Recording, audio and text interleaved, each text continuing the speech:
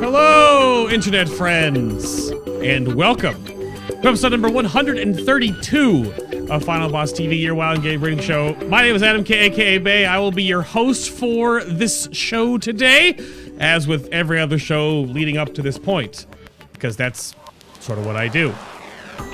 Today is going to be Legion Shadow Priests.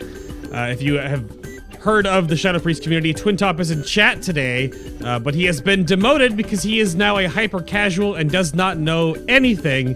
He's basically the Jon Snow of the Shadow Priest community, so everyone, thank you, Twintop, for your time. Thank you for your time, but please move on. But anyway, before we get too deep into the show today, I want to give a shout-out, of course, to the incredible, generous patrons over on my Patreon page, the assistant producers of the show, Troffles, Ludovicus, Taislin, R4, and newly here, Dalthier.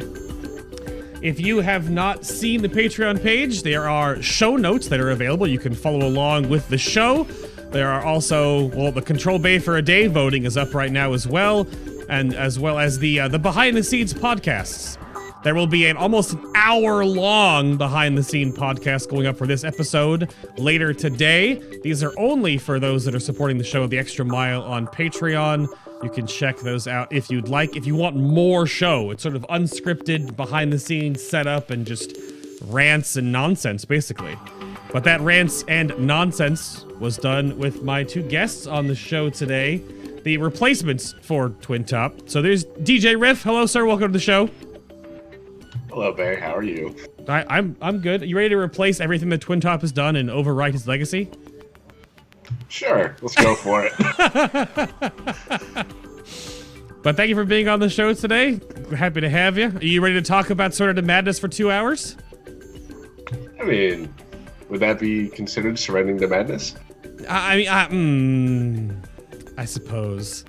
I can't. I don't even know what to do there. Publik is also here today. Hello, Publik. Hello. Hello, everybody. Good to be here. He's here just to destroy my beard's presence, essentially. That's all. That's my job, though. You know, I grew a nice beard, and then my goal was to make it on this show, just so you can see it. And then you also theorycraft some stuff here and there on the side. Oh, yeah, I forgot about that. Yeah, sorry, my bad. Okay. Whoops. Just making sure that's still a thing. Okay. Beard craft, yeah. Beard crafting. That's very right. Yeah. Bayotorch didn't exist until your beard came into being. That's right. So of course. Yeah, it's fine. Just every chance we get to just jab Twintop in the kidneys, just right there in the kidney. But yeah, so today, Legion Shadow Priest, we'll talk about all this stuff. We've got plenty to go over. And the new format, if you weren't here for Havoc Demon Hunter last week, of course, all the shows are up on YouTube or on iTunes, Stitcher, and Google Play Music. But I've tried to meld the show to be a little more discussionary. So we have, like, the show notes are a little lighter, but they have a lot of stuff to go into that we'll go through. But back on who's on the show today, Publik, will go back to you. What do you do in the Shadow Priest sphere in the World of Warcraft? What do you partake in, sir? Well, I know I do a lot of video guides on YouTube that I've been working on pretty much since Legion launched, so I've been doing that a while, and I also am a moderator in both the Discord and How to Priest site. Been doing that for a while, and I also help out with some theory crafting stuff, so most of my work is focused on legendaries and relics and other things with gear and that sort of thing, but with 7.2 on the horizon, it's kind of just a free-for-all, you know, work on everything kind of thing. So yeah, just doing everything I can, really. Fair enough. How about Djriff? What do you do in the little Shadow Priest sphere, sir?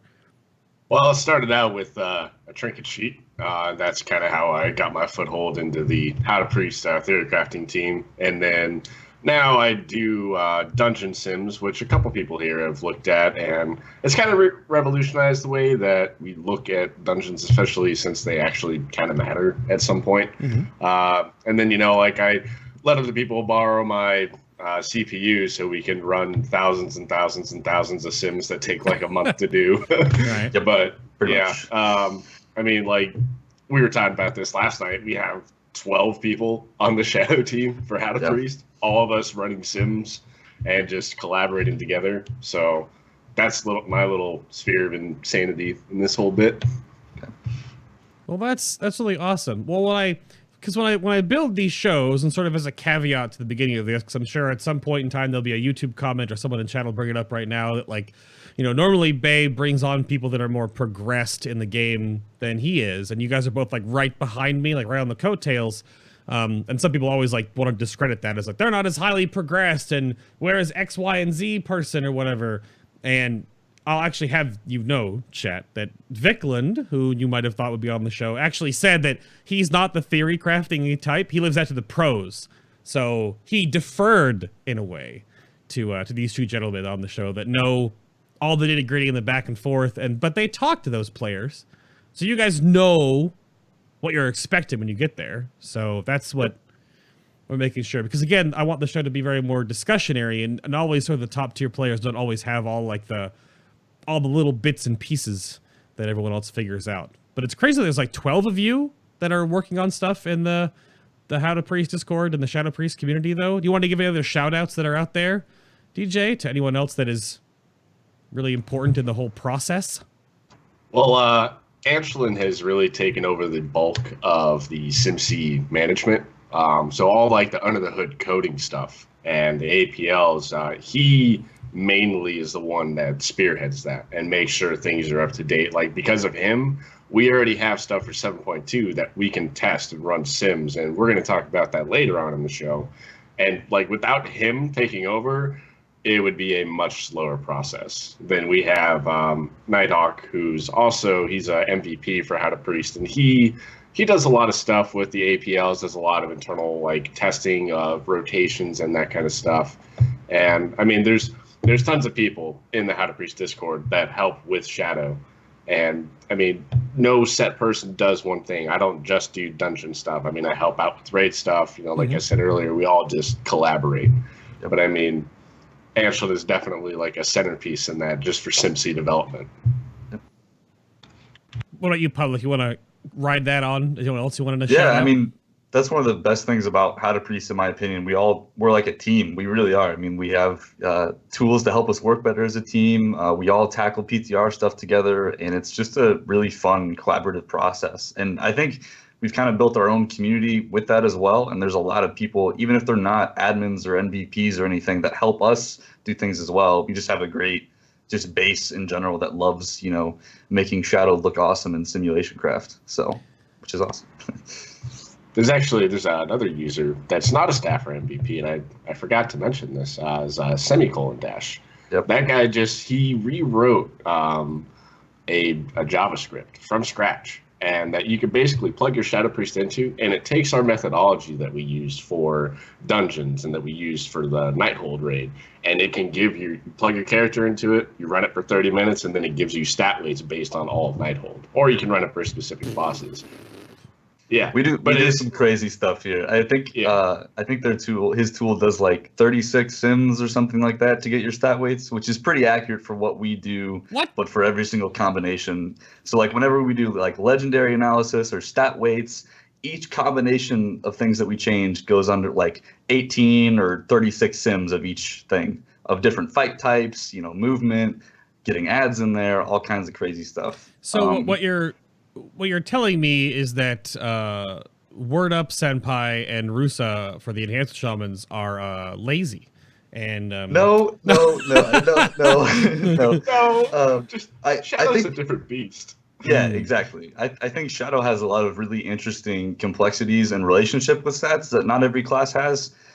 So something that we really noticed, or Anshlin really noticed early on, was that when you give the simulation craft, you know, ads, or, you know, you increase targets, stat weights change dramatically. And like talents are even worse. You know, we change talents and things just go everywhere. Right. And that's not something we see with a lot of classes. And the other thing that's pretty important is that for a Shadow Priest, most of your stats are actually better than intellect, which is another really weird quirk that not every class, and I think most classes aren't that way. Even versatility is almost equal to intellect in most cases, which is kind of unheard of for a lot of classes, I think. So if that gives you an idea of where we're at. it's a little interesting.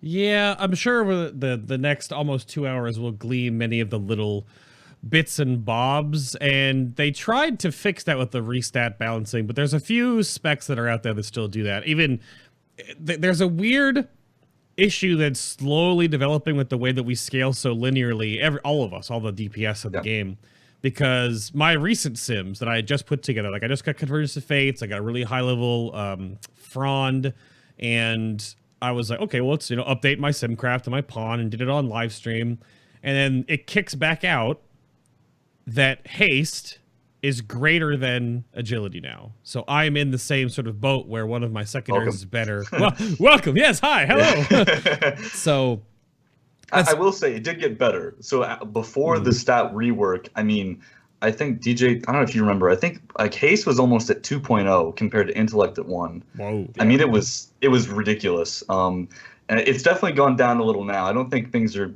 getting higher than like 1.4 in most cases, so that's good. So it's not as crazy as it used to be. So right. The problem is that just because they changed the value of like secondary stats, so you needed more rating, it didn't actually affect it though. Like the ratio stayed the same. You just need, so instead of 10k haste, now you need like 14k. Go for it. The relationships and ties with our stats are ever so present, and if they fixed that, we'd have a new class at this point. So who knows? Well, the last thing I wanted to get into in sort of the introductory section here is that this is sort of a tidbit of what we talk about on the BTS podcast. But I wanted to make sure when I was getting the information about these two gentlemen that one is named Djriff, one is named Publik, but Djriff isn't a DJ, Publik is. Can we talk about this? Sorry. I used to be a DJ. Right. You used to, okay, that's fair. I used to DJ for Blade Radio on Guild Wars back when that was like the super popular. Yeah, I know. Used to sit in the like international district of Lion's Arch, and people would come to me, and I'd do giveaways on stream, that kind of thing. And then I just haven't had time to get back into it. But I know Publik does. Publik does a pretty good show. Yeah, I just hang out Friday nights, local radio show. It's a lot of fun. I love it. So. How long have you been DJing then, Publik? I mean, I really started back in high school. I had a friend that I DJ'd with and did a bunch of stuff with, and it's kind of just progressed as soon as I got into college, kind of get a lot more opportunities to do things. And it's slowed down a bit now. I mainly just do radio stuff, but I just like to chill out on Friday nights and have fun with it. So it's a fun time. My girlfriend thinks I'm crazy for wasting all that money on this equipment and gear and stuff, but hey, it's fun. So. And then DJ, how long were you a DJ? How long did that stint last? That lasted for 2 years, and then I actually got stationed somewhere else and just couldn't do the times anymore and didn't have the internet for it. It happens. Fair enough. Fair enough. But I guess we'll break into the first.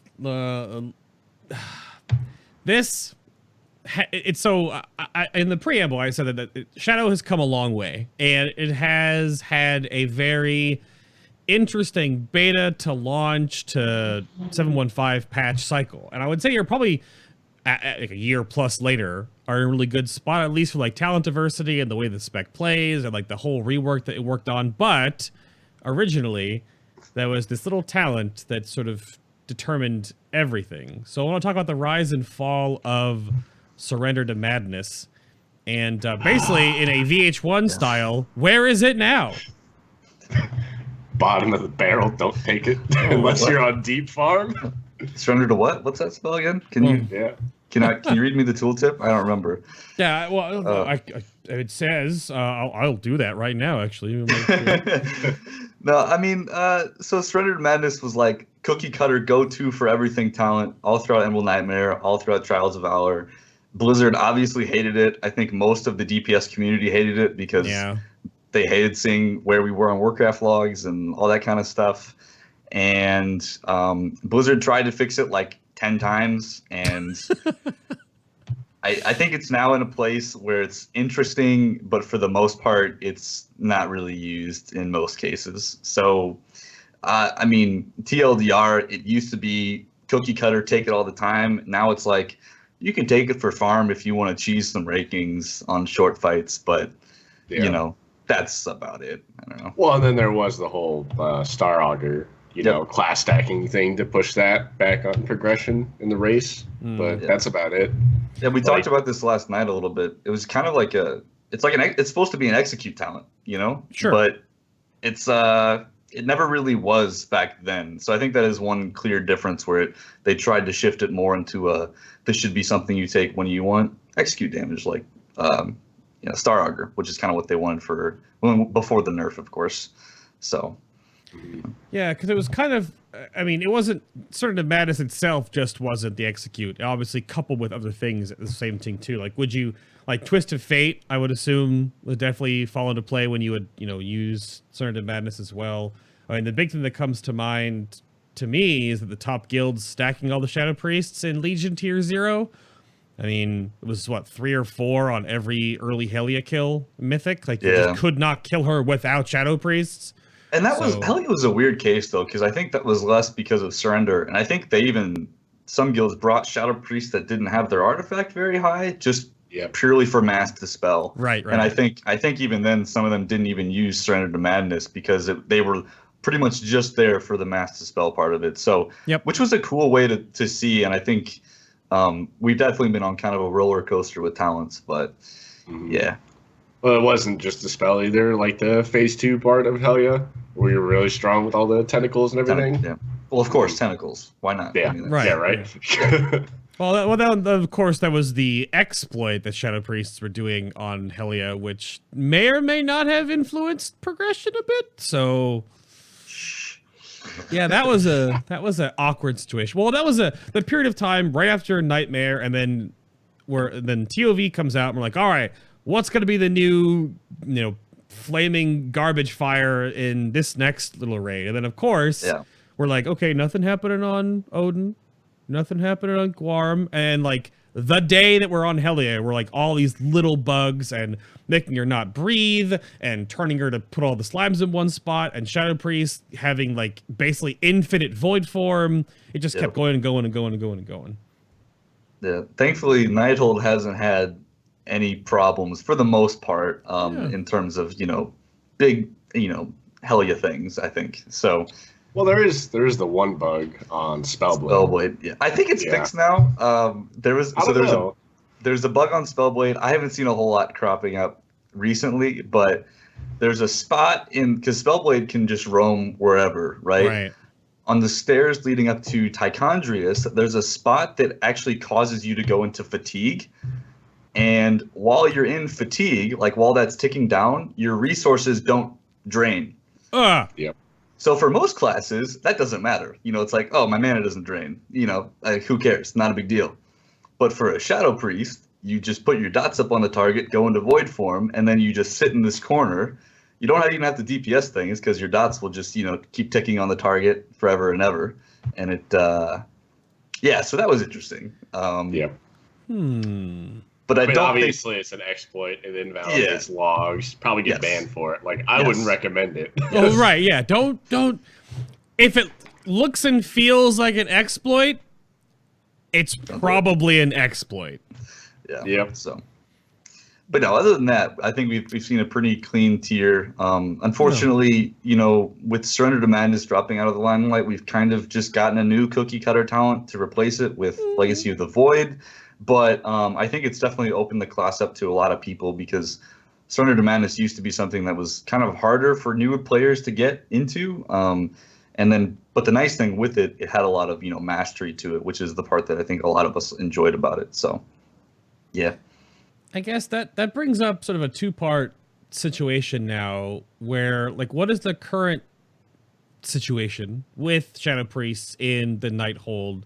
And then how do they stack up against the other ranged DPS? Because, the last time I checked, I don't have this pulled up right now as a resource, but last time I looked, at least for the most part, I'll actually grab that real quick because now I'm doubly curious. The overall balance in this expansion is rather close. So if I just plop this over here real quick, so I'm just putting... Nighthold is close for sure. There was a problem before with Surrender, but I think we're it's all in a pretty good spot, to be honest. There's still, so Nighthold 75th percentile mythic, all bosses over 2 weeks. You're still a third best right now. But even if you're like arguably not the egregious one, because Frost DKs and Fury Warriors are definitely getting some nerfs in the upcoming patch here, and Shadow Priest a slight.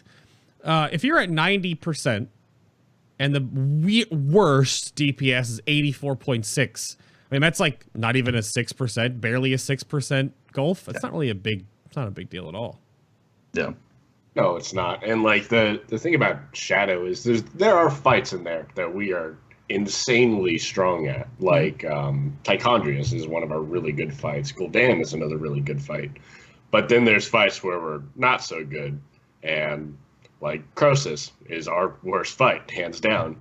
Yep. And constantly, you know, I know Public gets it. I get it. I get a lot of questions like, hey, I'm not doing good on Croesus. I'm getting crushed on Croesus. Like, well, it's our weak spot. Like, yeah.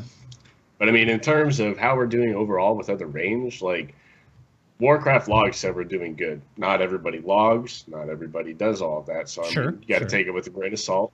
But overall, I feel we're doing really well. Definitely, you know, top level of the mid of the pack. Overall for all DPS. Right.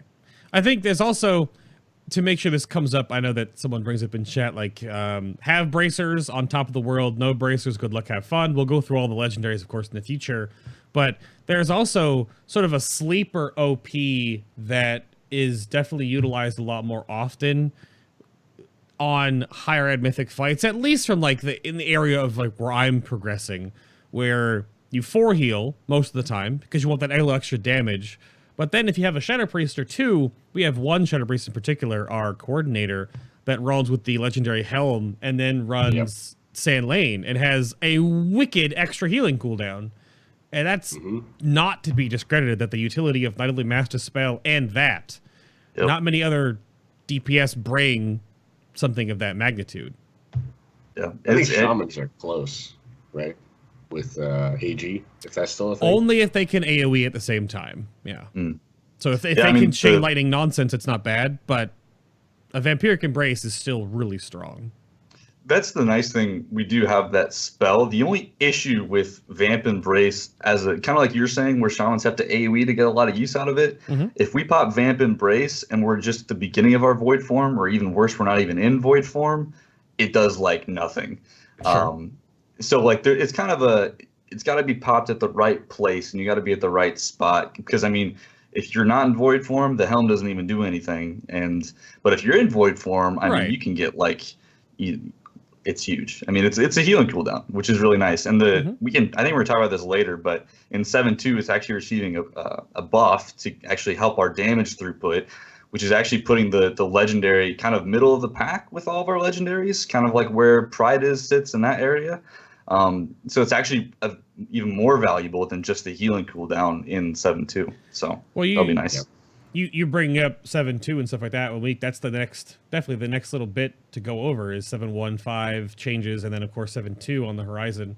Let me see if I can bring up the hover on MMO Champions front page for that, because if you aren't familiar with what's happening in the patch coming up, is that a lot of Blizzard is basically redoubled down on trying to get the legendaries to not feelsbadman.gif.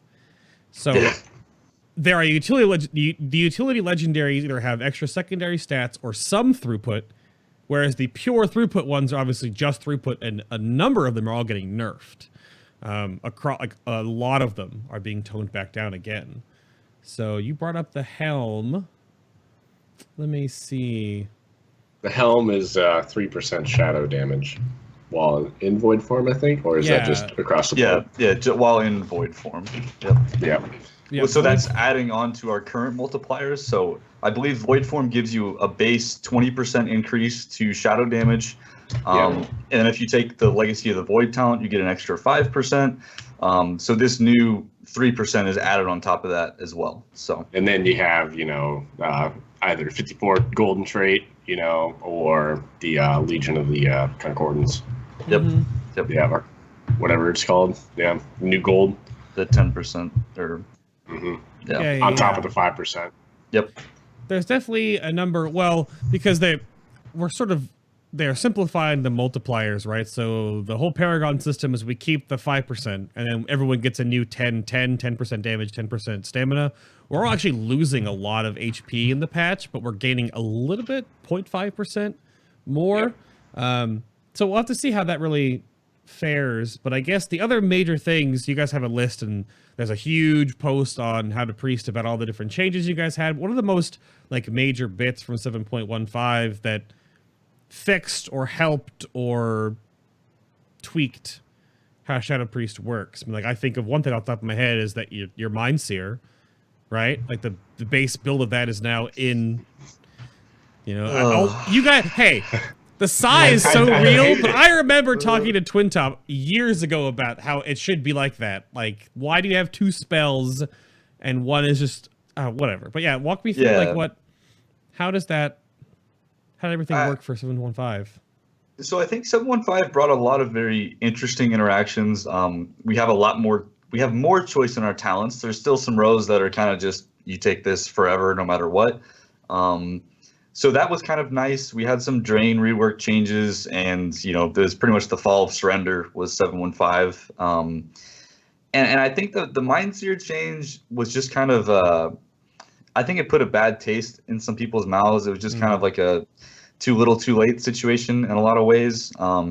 We kind of got used to using it in certain situations. I know a lot of people hate, you know, like clearing old content is a pain in the butt now without Mind Seer, because we just have to like dot everything or shadow crash or something like that. But I think as a whole, I think as a whole, the Mind Seer change is nice, and I do like it. There's just some weird quirks with some things that are still left in the game. Mainly speaking, the Twins legendary ring that we have is just kind of there's a very weird, you know, interaction with that and our new Mind Seer, which is still in the game, but not really. And it's, yeah. So for those of you that didn't know, Mind Seer is still in the game. It's just a passive to Mind Flay now. Fun fact. A lot of people might, you know, scoff at that. Like, well, of course it is. You will not believe the number of times I have had somebody ask me that. Like, oh, Mind Seer's gone from the game. No, it's actually not. But it's like, still there.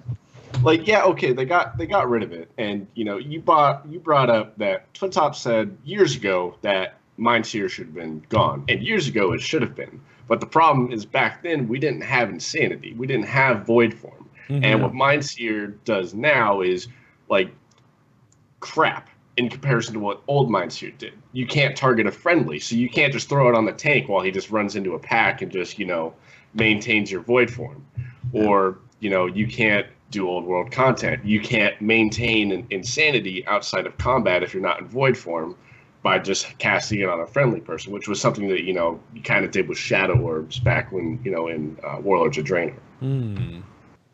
So it's a lot of just weird changes that kind of didn't really hurt our damage in a lot of ways, but like it just, like I said, like bad taste on our mouths, like the playstyle changes that just, I don't know, it was just kind of weird. I don't know. Yeah. Wasn't a big fan. I'm just going over it. I think the other things, I mean, we had some, like I said, the big talent changes were, you know, Legacy of the Void receiving significant buffs to that. Right. Is probably the biggest thing that happened in 7.15, apart from what I just mentioned. So it can now be cast at 65 Insanity, does a little bit more damage on top of that. So I think that worked out. There's some weird math things, because I think this was also the patch where they like lowered, since secondary stats changed, they also had to add like huge modifiers to everyone's damage.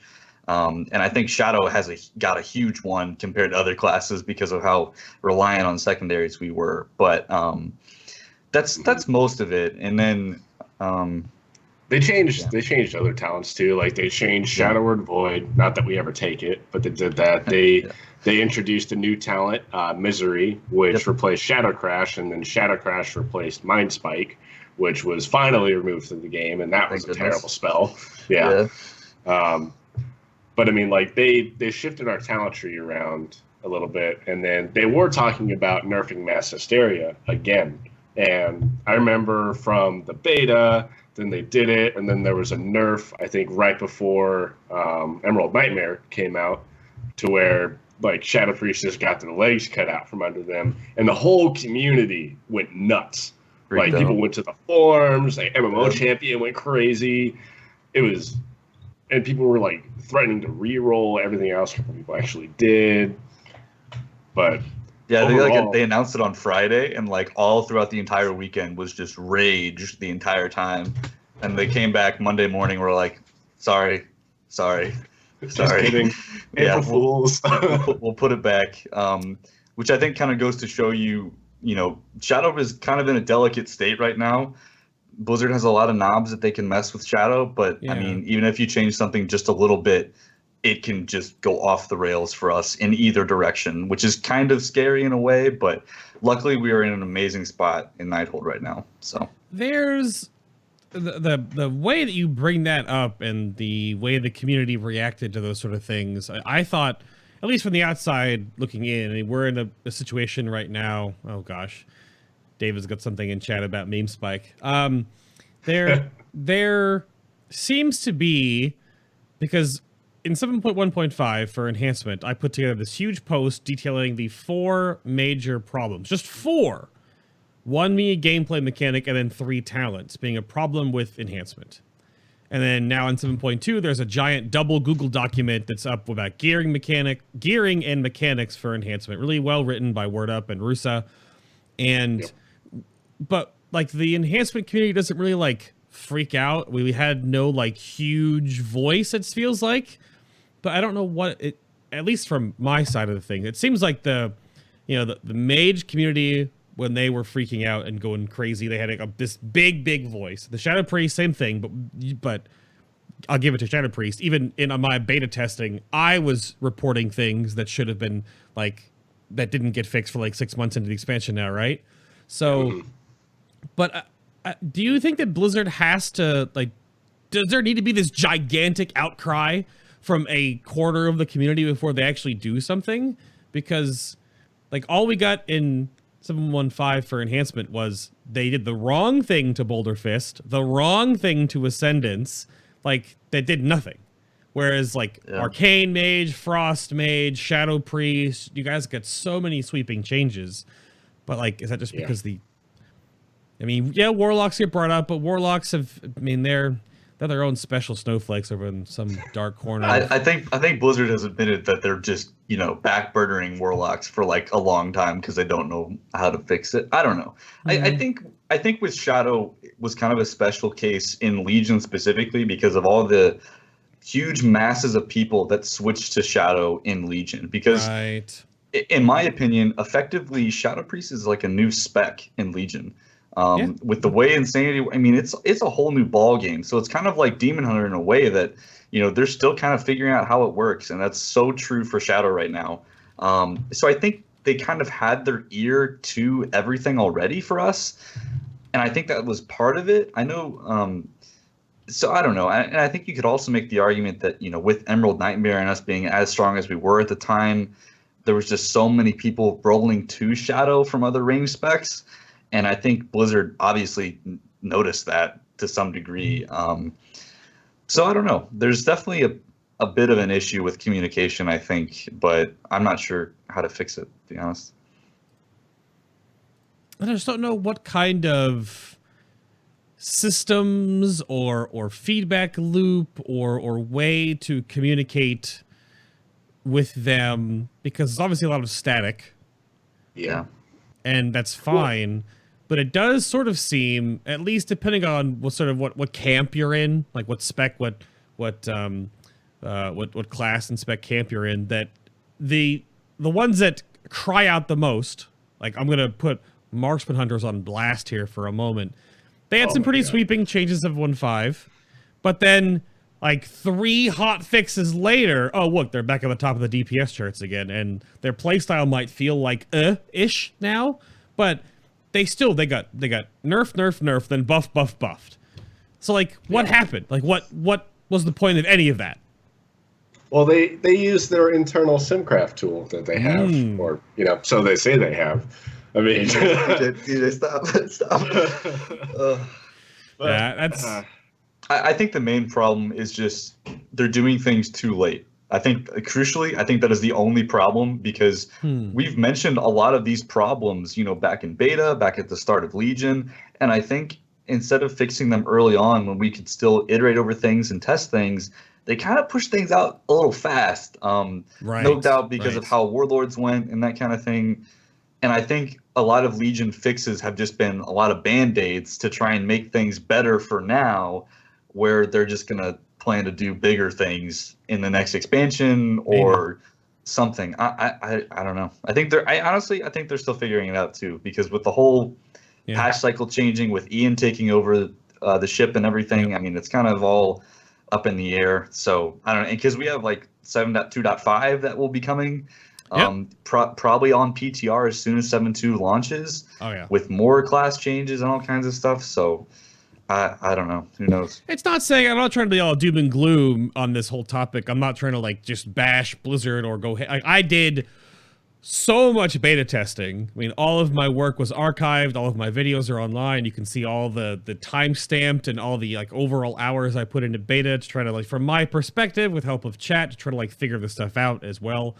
But there's so many more good things than bad. It's just problem that the bad things are just really like awkward thorns in all of our, collective sides that we're all just hoping get, plucked out and fixed and heal before, we're barely into this expansion. Like Legion Tier 1 is right now. We still have Tier 2 and Tier 3.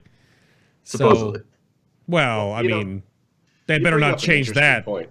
I don't know. You bring up a really interesting point, though. And we kind of talked about this last night, with beta and with everything else. And you speak about time. A lot of top end guilds have quit, like just straight up quit. And in Warlords of Draenor, like there wasn't enough to do. And then it's like they dialed the knob to 11 and said, "Here's Legion. Now you're always going to have stuff to do, and you're going to do it endlessly. Otherwise, you won't be competitive. But it's optional." So, but it's optional. You just trigger the chat like 50 times over, I think. Yeah. But I mean, like, I personally hate farming Mythic Plus, but I have to. And there's better things I would like to do with the game. And somebody in chat mentioned about okay, it's not just skills and spells and balancing of that kind of stuff that they're laid on. It's also like technical stuff. But on the flip side, they also do a lot of good things too. I mean, like. Yeah, we got flying coming in 7.2, which is fantastic. Yep. We got the class mounts coming, all the new brawls that are coming. Like, I'm looking forward to more of the fun stuff, but at the same time, I have so much farming to do when 7.2 hits for all these new traits that I'm not going to have time to do it for like another 3 months, and that doesn't feel good. It's almost like the show notes are right in front of you, and the next topic is these new traits. So you're talking about the new traits. I'll bring them up on screen right now here. If you haven't been keeping up with everything like that, the artifacts are basically being reset in a way. Now, WowDB, for whatever reason, there's like a cache problem. It doesn't show that all of these 3 of 3s are actually 4 of 4s. So unfortunately, these are also going to be 4 of 4s. But I think you have to. I think on WowDB you have to click every trait and then the 4 of 4s unlock.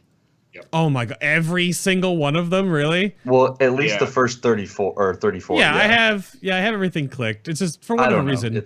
So the chat knows anything that's 3 of 3 goes to 4 of 4, right? And then you have these new break-off traits. You have the Darkness of the Conclave, which is essentially your Paragon trait. You get refunded for 19 points of your Darkening Whispers. You only have 1 point in this now. It'll be 5%. And then you get 10% damage, 10% stamina in here. And then you've got your Fiending Dark, Mind Quickening, Lash of Insanity, and then the new Concordance of Legion Fall.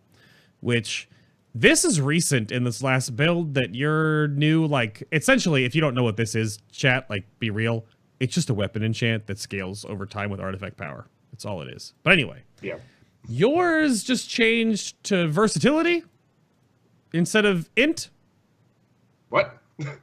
At least, I mean, it might be broken, but it's supposed to be like int, right? It's int. Error. Yeah, it's int, right? Okay, good. Perfect. It's primary stat. It's the same for all classes.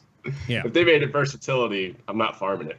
I'm looking at a few other specs and classes, and it looks like on WoWDB they're all showing as versatility. Yeah, but yeah. we'll see when it comes live. We haven't had an announcement yet, I don't think. So Yeah, who knows? Verse for tanks and main stats for all those. That's what I was pretty sure. Yeah, it's just the database error. But yeah, so your new traits, and just for a little math keeping here, if you have 54 in your weapon, like if I roll this back just for, argument's sake, if you have 54 traits in your weapon, when you log into the patch, at 51, you get 4 new traits, and at 54, you only have like 75% towards your next.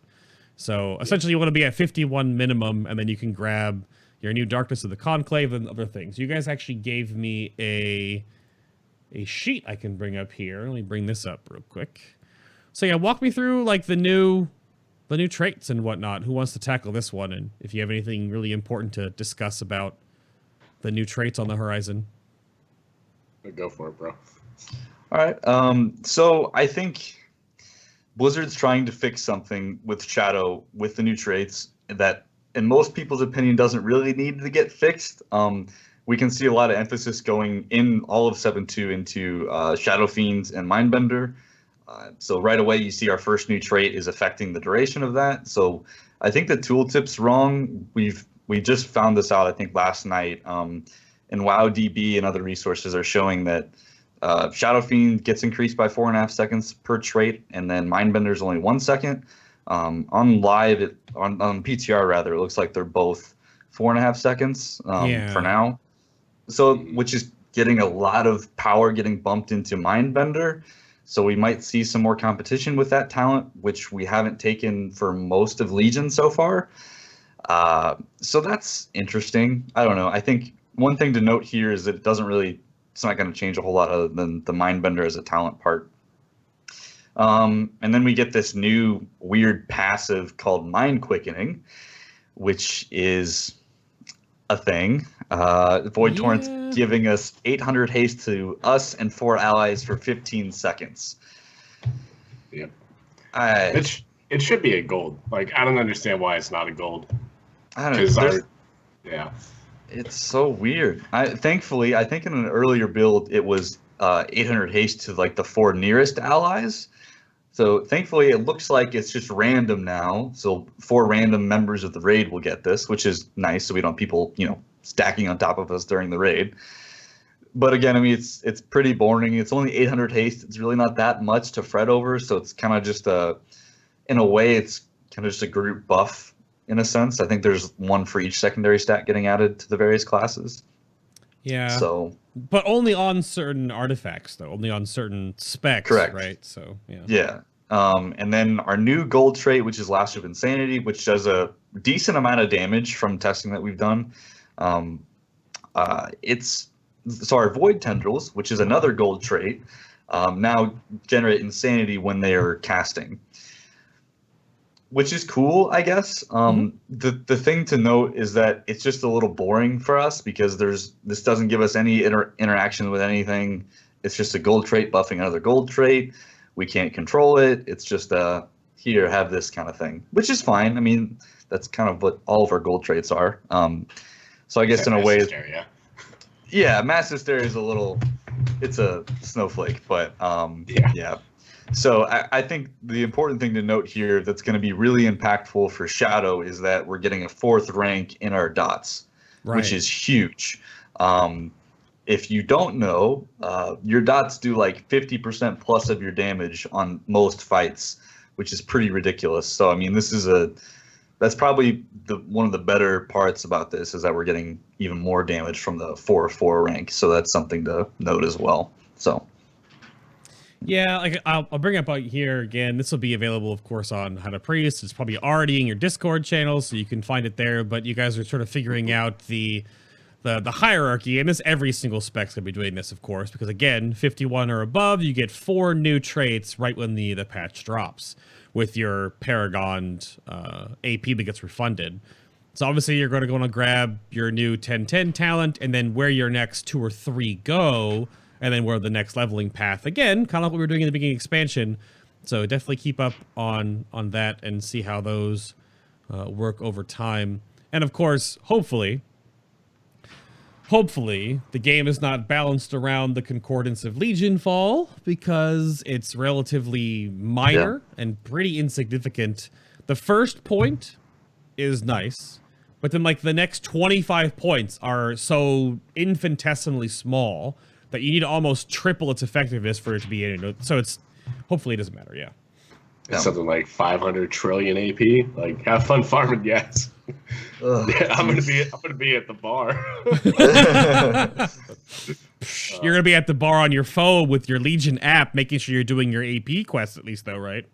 Oh my gosh! Stop it! Stop! It's gonna happen. Yeah, but right here, do it all the time. But so I guess with that out of the way, there's really nothing that's like.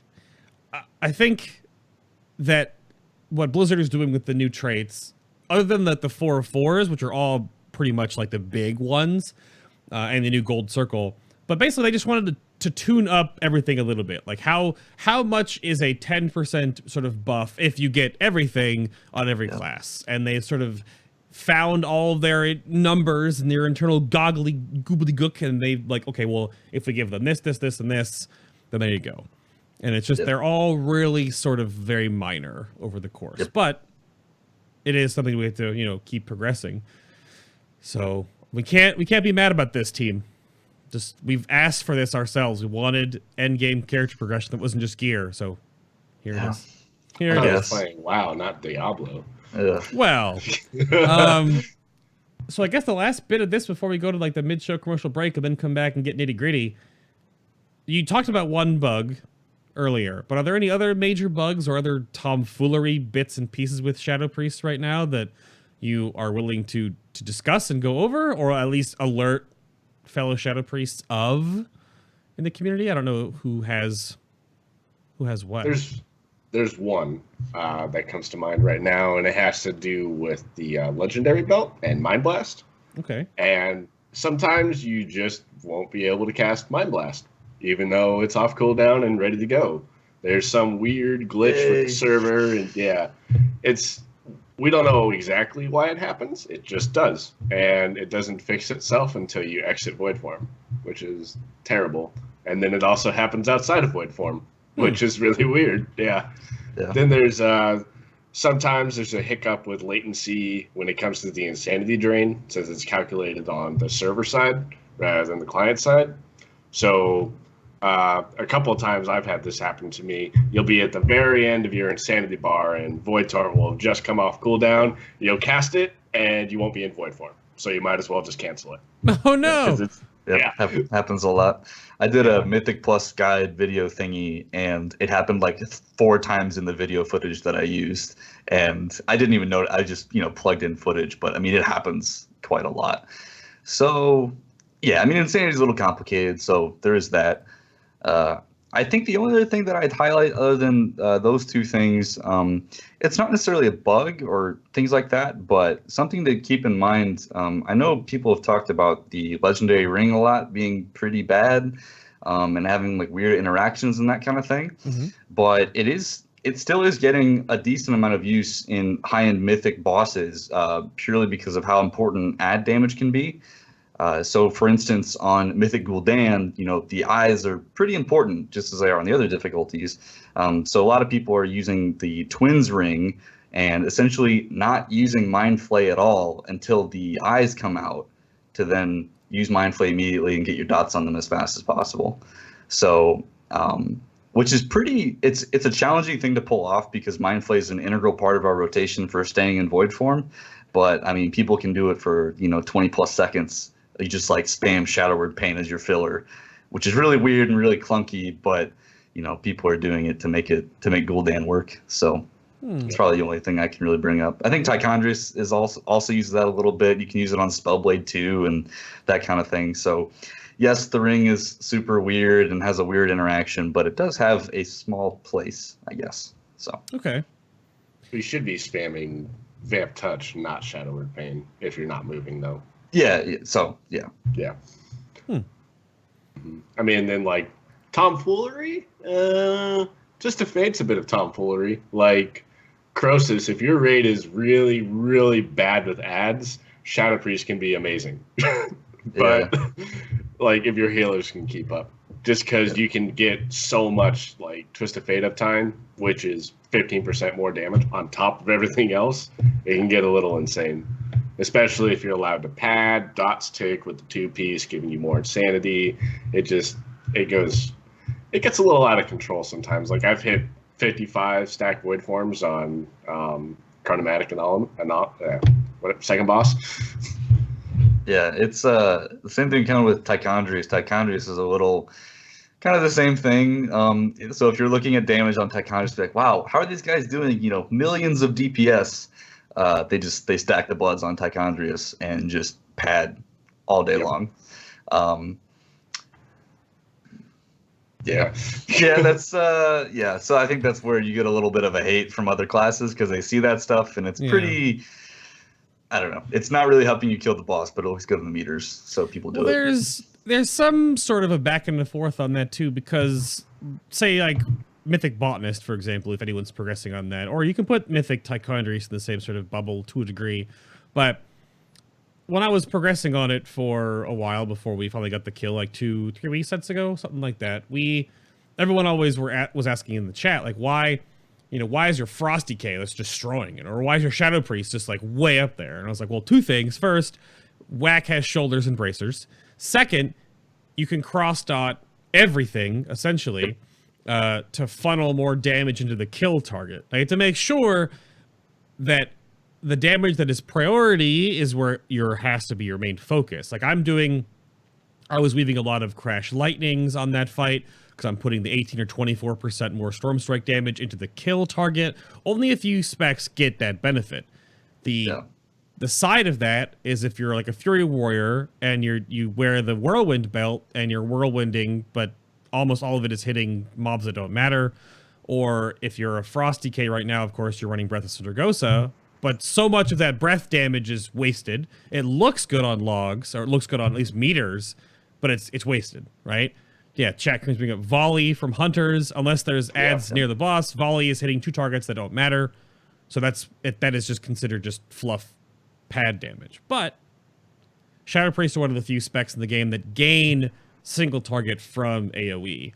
Like I do as enhancement. So I think Trilliax is also a pretty good example of that. Where the scrubbers come out. I think that's probably the biggest one because, when we're killing Trilliax, I'll hit 1 million DPS pretty easily, but my actual boss damage is like 700k or something like that. But doing that and hitting the scrubbers because I have the wrist, because I'm taking AS as a talent, the 2-piece, not really kind of, is pumping more damage into the boss. Theoretically, of course, you'll get people that just do it for the giggles. But that's we do have a lot of ways to make our single target better, and I think the risks play a pretty decent role in that for sure. Right. So just make sure, because this is a thing that people get trapped in. Marksman Hunters kind of have this now with Trick Shot because it like automatically AoEs all the time. So there are some things that you see in Skada or details or whatnot, because logs, I think for the most part, that all gets filtered out on a fight-by-fight basis, but the specs that actually do gain from it, there's a couple of them, are usually doing it right, but everyone else needs to make sure you're on the right targets, people, okay? On the right targets. Yeah, we need to kill the boss, Yeah. You're not going to get loot or any ranking. Damage. Boss is dead, Yeah, for sure. But anything else on that before we take a short little break? I'm going to plug some things and come back, and then we'll get a little more detailed in gear and stat weight stuff with that. We good? Anything else you think of? I think I'll tease something real quick. Someone in chat was mentioning they're being sad about not having the wrists. They are getting nerfed, so they're not going to be as ridiculously insane as they are right now. So don't feel too sad if you don't have them. It's not a game changer as much. So although if you got the shoulders and belt though, hang on to those. Yeah. We'll talk about that later. So cool. Sounds good to me. Yeah. Well, alrighty then. Well, we're going to take a quick little moment so I can plug some things and get you guys some updates, of course, on everything like that. If you are new to the show, of course, it does go up on iTunes, Stitcher, and Google Play Music. You can do the audio-only versions. Of course, you can find the audio-only stuff over at the website as well at FinalBoss.tv. They're all either little Stitcher app is right here. You can, again, just search for them on Google Play Music or iTunes, or you can listen to them right on the website as well. Then, of course, everything is also brought over and put on YouTube. So you can go check out the YouTube page for all of the actual just cut shows. They're all bookmarked as well. So if you want to jump around to certain different parts of that, those are there as well. And if you are curious, because we're talking about the twins ring, this is on purpose. This is the Eridar Twins shirt that was put together by Fabelina. And if you'd like it, and you want to support what I do here on the show, as well as the Exorcist shirt is also live as well, the Demon Within shirt, which is a very different design we've done before. These are all available on the official Design by Humans shop. Oh, there they are. The little Eridar Twins down there by Fabelina. But we got tank top shirts, baseball tees, hoodies, different cuts of each, different, all the different things on there. You can go and customize the color and the backdrops and the cut of the shirt if you'd like, and support what I'm doing. What I'm doing here and keep the show rolling, if you would like to do that in a physical way. But they're super adorable. Fabelina did 6 different shirts. We have Illidan, Little Ragnaros, the Eridar Twins, and there's a little Arthas right there too. You can go check all those out on the page. And additionally, if you have not heard the BTS podcasts that are up on Patreon, those of course are at the $5 tier or more. Those sort of go up. They're not, every show is not going to have one, but for all the spec shows, I'm trying to make sure there are ones for all of those. It's like the unscripted sort of back end, sort of behind the scenes look. The next up upcoming shows, there was a poll that went out on Twitter. So the next shows coming up are Holy Discipline Priest. Yes, they're still going to be put together, smooshed together, because they're both just a healing priest. But you can check the channel guide for all the links to Discords and, of course, all the past shows and sort of where the scheduling for that is. And then we're going to sort of squish the priests between Demon Hunter. So Vengeance Demon Hunter is going to be on the horizon after that. And then the entire month of April, essentially, will be Druid. So Druid. We're going to do Druid History Month. So there'll be 4 episodes in a row, 4 Sundays in a row to get all of the Druid specs caught up with. So people have been asking me, like, when's Rat, when's Windwalker, et cetera. But that's the next, 6 or 7 weeks of shows are right there for you. Of course, details go out on Facebook and Twitter when that's all organized and put through. But that's sort of how the show is working right now, just to kind of keep it moving forward so you know what's on the horizon. But it takes about 9 to 10 months to get through an entire cycle. So it just takes time, but, it's not going anywhere. But if you were curious on the upcoming shows, that's that. But I'm going to reset my timer here and jump back over to my guests. Nerds, are you ready to go? Oh, DJ's not. He's gone to the void. He's gone to the void? He's turned to madness? Oh, no. He did. No, he's turned to sadness. Oh, no. Okay. Yeah. That's totally fine. Well, we can start this up real quick. I'm going to bring up the, I guess, all the stats. You've got a whole bunch of things that I can look at here. And I don't know which one I want to bring up first for stat weights. But if you want to bring up Shadow Priests and prioritization on secondary stats, Public, want to start walking me through? Sure. Because this is a weird one. It's so I touched on it a little bit earlier. Secondaries have a very interesting place for Shadow, as most of them are always above intellect in value for us, or if they're not above it, they're like right there. So haste, crit, and mastery are all pretty much significantly above intellect in most situations, and then versatility kind of rides the wave, being almost exactly as valuable as intellect is for us. So with that being said, for the most part, haste is going to be our best stat. Now, there's a lot of caveats attached to that because of mainly how gearing works right now, and also how Nighthold works, because our tier 19 doesn't exactly have the best stats on it, and our best legendaries don't exactly have the best stats on it. Notably, a lot of them are missing haste. So it's very normal for, a priest that has tier 19 4-piece, is wearing the shoulders, is wearing the wrists, is kind of low on haste, just like purely because, like me. Like, I have stupid low haste, and everyone loves reminding me about it. Wow. every day. But it's okay because tier 19 4-piece and those two best legendaries are very much worth it right now. So it's kind of a weird case of, we really like haste, but the state of gearing makes it kind of hard to get a lot of it. In a perfect world, we want between 10 and 12k haste. Again, that's a perfect world, so it's not super realistic to see that all the time. And then after haste, we have a lot of really interesting interactions with both critical strike and mastery. Most notably with our talent row, which is Sandland, Auspicious Spirits, and Shadowy Insight. Shadowy Insight pretty much doesn't get used for the most part. There's some cases where you could use it with the belt on pure single target, but for the most part, the choice is, do I pick Auspicious Spirits or do I pick Sandland? And we have a bunch of posts on How to Priest kind of going over this because it's kind of a hard decision right now that's pretty specific to the gear that you're taking. Sandland favors having mastery, while Auspicious Spirits favors having crit. So there's kind of a little bit of optimization that we try to help people with on, after you get as much haste as you can, do you take Sandland or Auspicious Spirits, which is kind of dependent on your crit. So Anshland, who did a lot of these calculations, actually made a bot command in our Discord to figure out, how much crit to mastery that you have, and then kind of spits out a number that essentially says, hey, you should probably be taking Sandland, or hey, you should probably be taking Auspicious Spirits. The damage of which one is also dependent on your stats. So like in my case, I have decently high crit and decently high mastery, but because they're like so close together with each other, in my case, Auspicious Spirits does more damage.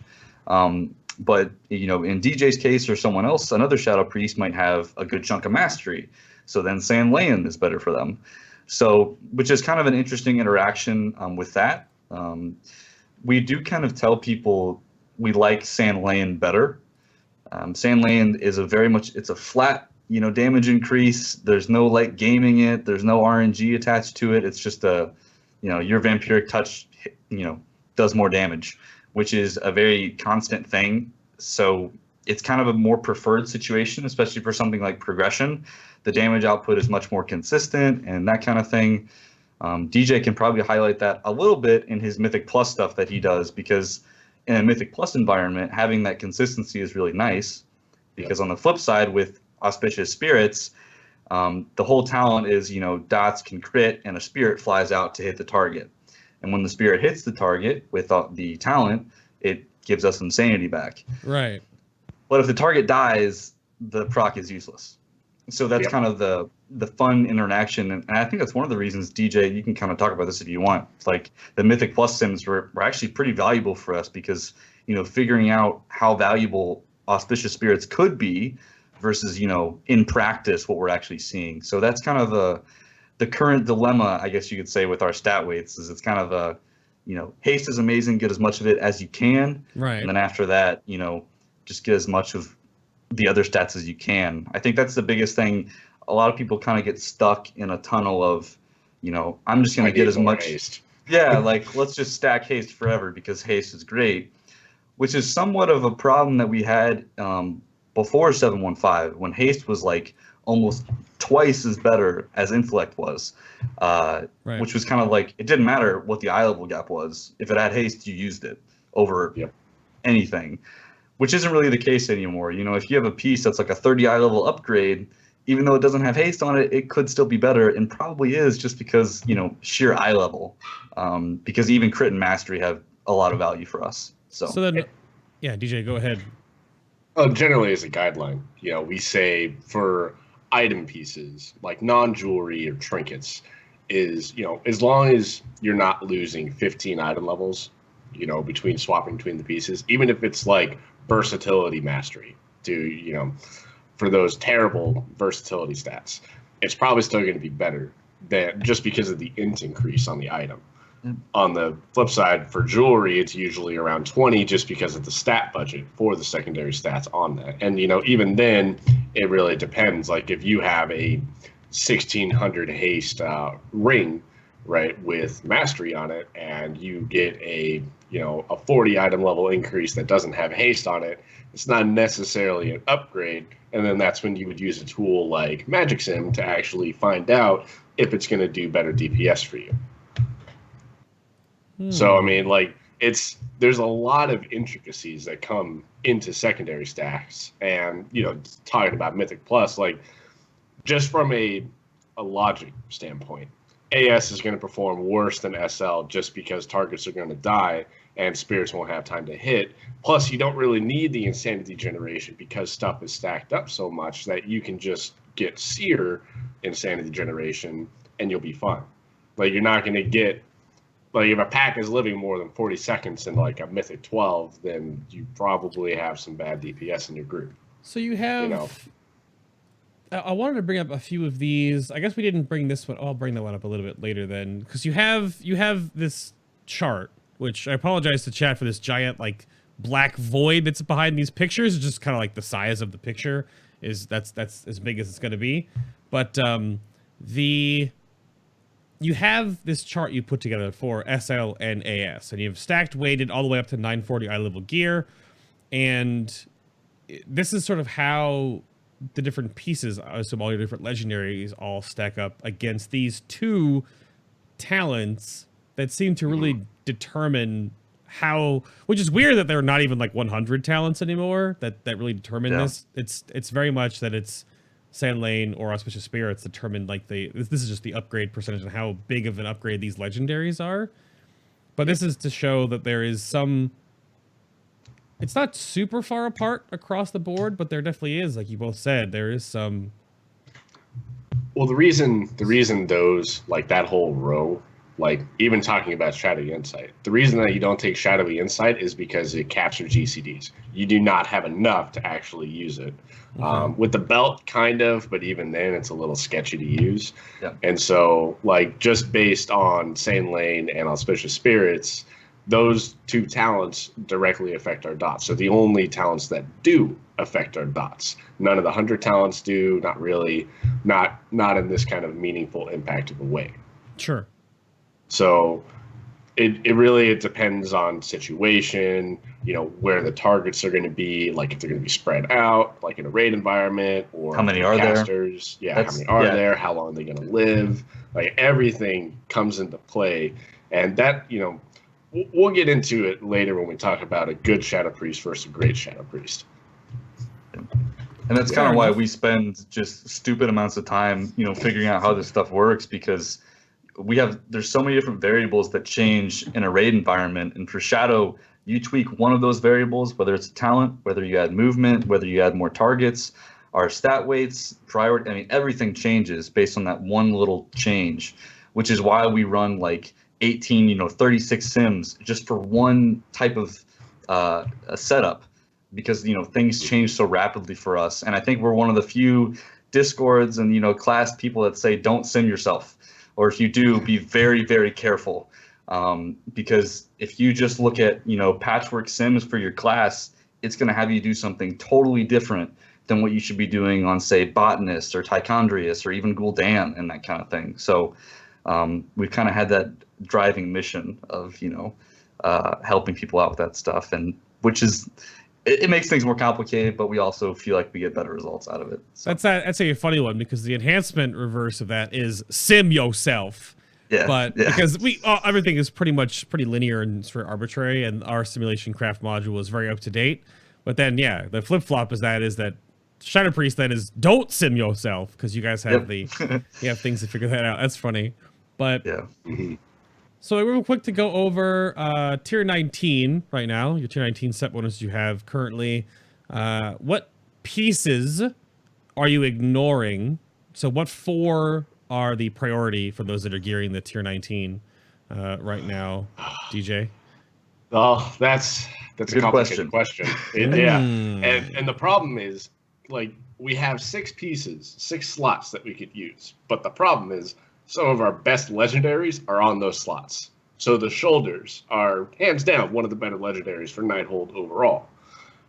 That takes up a tier spot. Then you have the cloak, which is one of the good legendaries as well. Then you have the helm, which is good. As we were saying earlier, is being a extra healer cooldown kind of thing, and then you have that's it.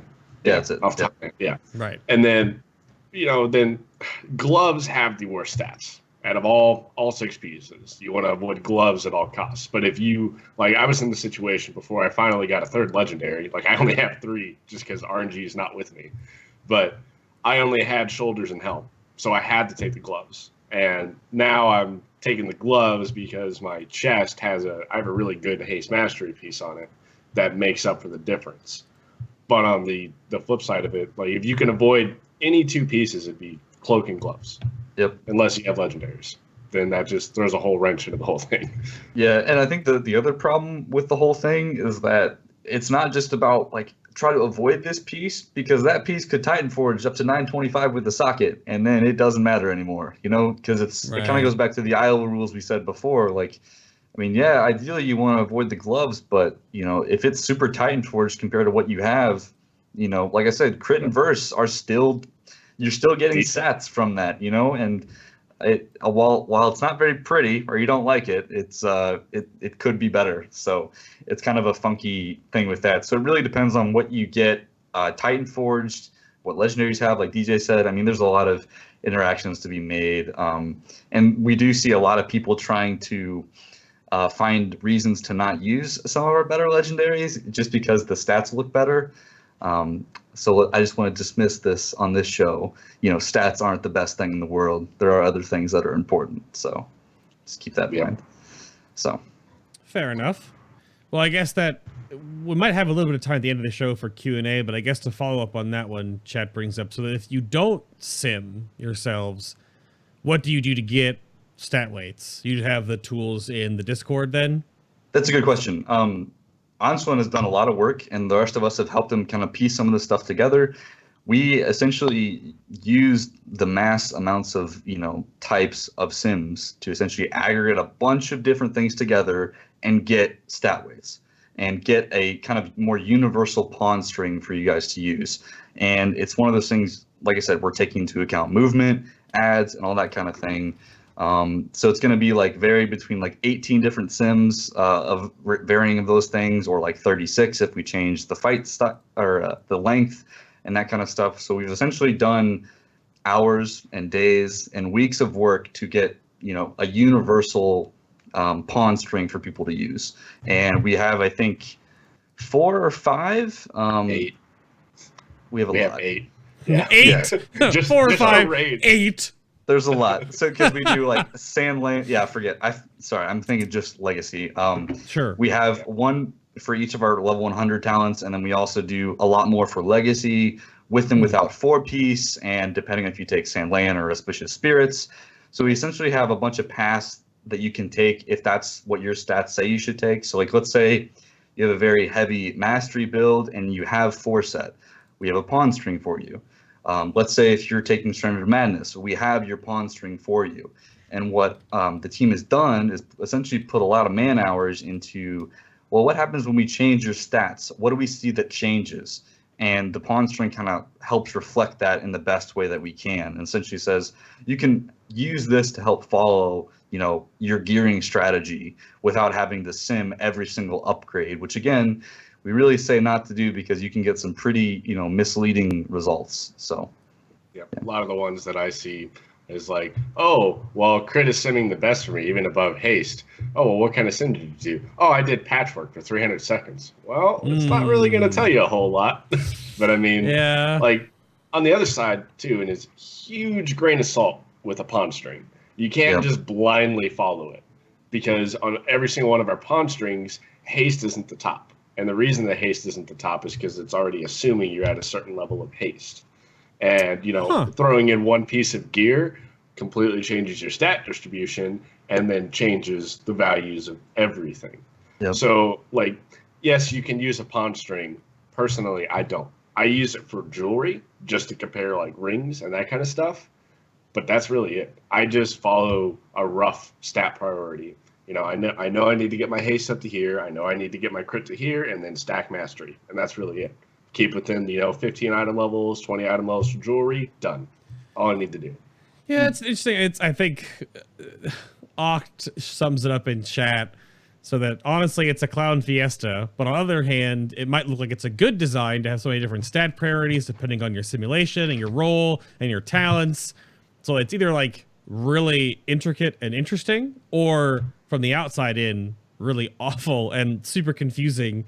And yeah, we've done some things to try and make it less confusing. Right. We did some things early on that were like way worse in our opinion. Like we used to give you like 3 strings based on your haste, and then you would switch strings when your haste changed, and it was like a mess. It was terrible. Oh gosh. Oh no. So we've kind of gone to this system and kind of done more of a, look at all the resources in conjunction to help make your decision. And I think the main reason why we did this is just because patchwork sims don't work very well for us, because as you can see on Warcraft logs, single target is not what we're good at anymore. We just can't. It's not what we're doing. We don't do that very well, and it's just how the class works. So we've done a lot of work to make sure we're good on what the class excels at. So well, yeah, it's almost like Blizzard realizes this and understands that there might be a deficit for Shadow Priests to not have good single target damage. So oh God, no. That's why. Stop. So first off, your tier 20 on the horizon looks incredible. What? I'm bringing up your tier 20. What? You mean our tier 18 revamp? What? Oh, come on. This thing looks so good. Don't even front. Come on now. If you want to go check out all the 3D models, they're on MMO Champion, of course. That was the Mythic model. There's also the other recolor here, which is the golden one. Which I think gold is PvP and the darker one is PvE. Do you guys know? This one's kind of broken, the hair model. I do not know. Yeah, I use a transmog. I honestly haven't looked. Yeah, they all look really good though. Keep getting this. It's a revamp of tier 6, which I think is far and beyond one of the best sets they've designed in the game. So it's bound for greatness for sure. But yeah, tier 20. So yeah, the bonuses. Let me have my moment here. So Shadow Fiend's damage dealt is increased by up to 180% based on current insanity, and there is a caveat over if you take Mindbender too, or your Mind Blast cooldown reduces the cooldown of Shadow Fiend or Mindbender, of course, by either, I think it's 3 seconds on this tooltip for Shadow Fiend and 1 second for Mindbender. Yeah, so, hey, I think the tooltip is weird. It's supposed. I think in game it's actually 4.5 seconds for both of them. Or is that there's something. There's weird stuff happening with the tooltips. That's the trait. That's the trait. Sorry. The trait is different than the set bonus. Yeah. So clarification: tooltips and Legion have been really weird, so I never trust them fully. Right. Yep. But I bring that up sort of as devil's advocate because both of your set bonuses in tier 20 and one of your new traits, increasing the duration of your Mindbender or your Shadow Fiend, which is a single target, slap, slap, slap little mob you guys summon, is getting kind of horrifically buffed. It needs to. Sure. Okay. When I say it needs to, so we've been taking Power Infusion for the most part the entire expansion. Right. I will say Misery, like DJ mentioned, has a really good spot in Mythic Plus and is an amazing talent for that. But in raids, Power Infusion is pretty much like you take this. There was a stint back in Emerald Nightmare with Surrender to Madness stuff. You could take Mindbender. It was a little bit easier for newer players to use, but Power Infusion always netted, generally speaking, better results. So it was like they knew that. It's pretty obvious. You can look at logs. Power Infusion is like the only thing people use in that row for raids.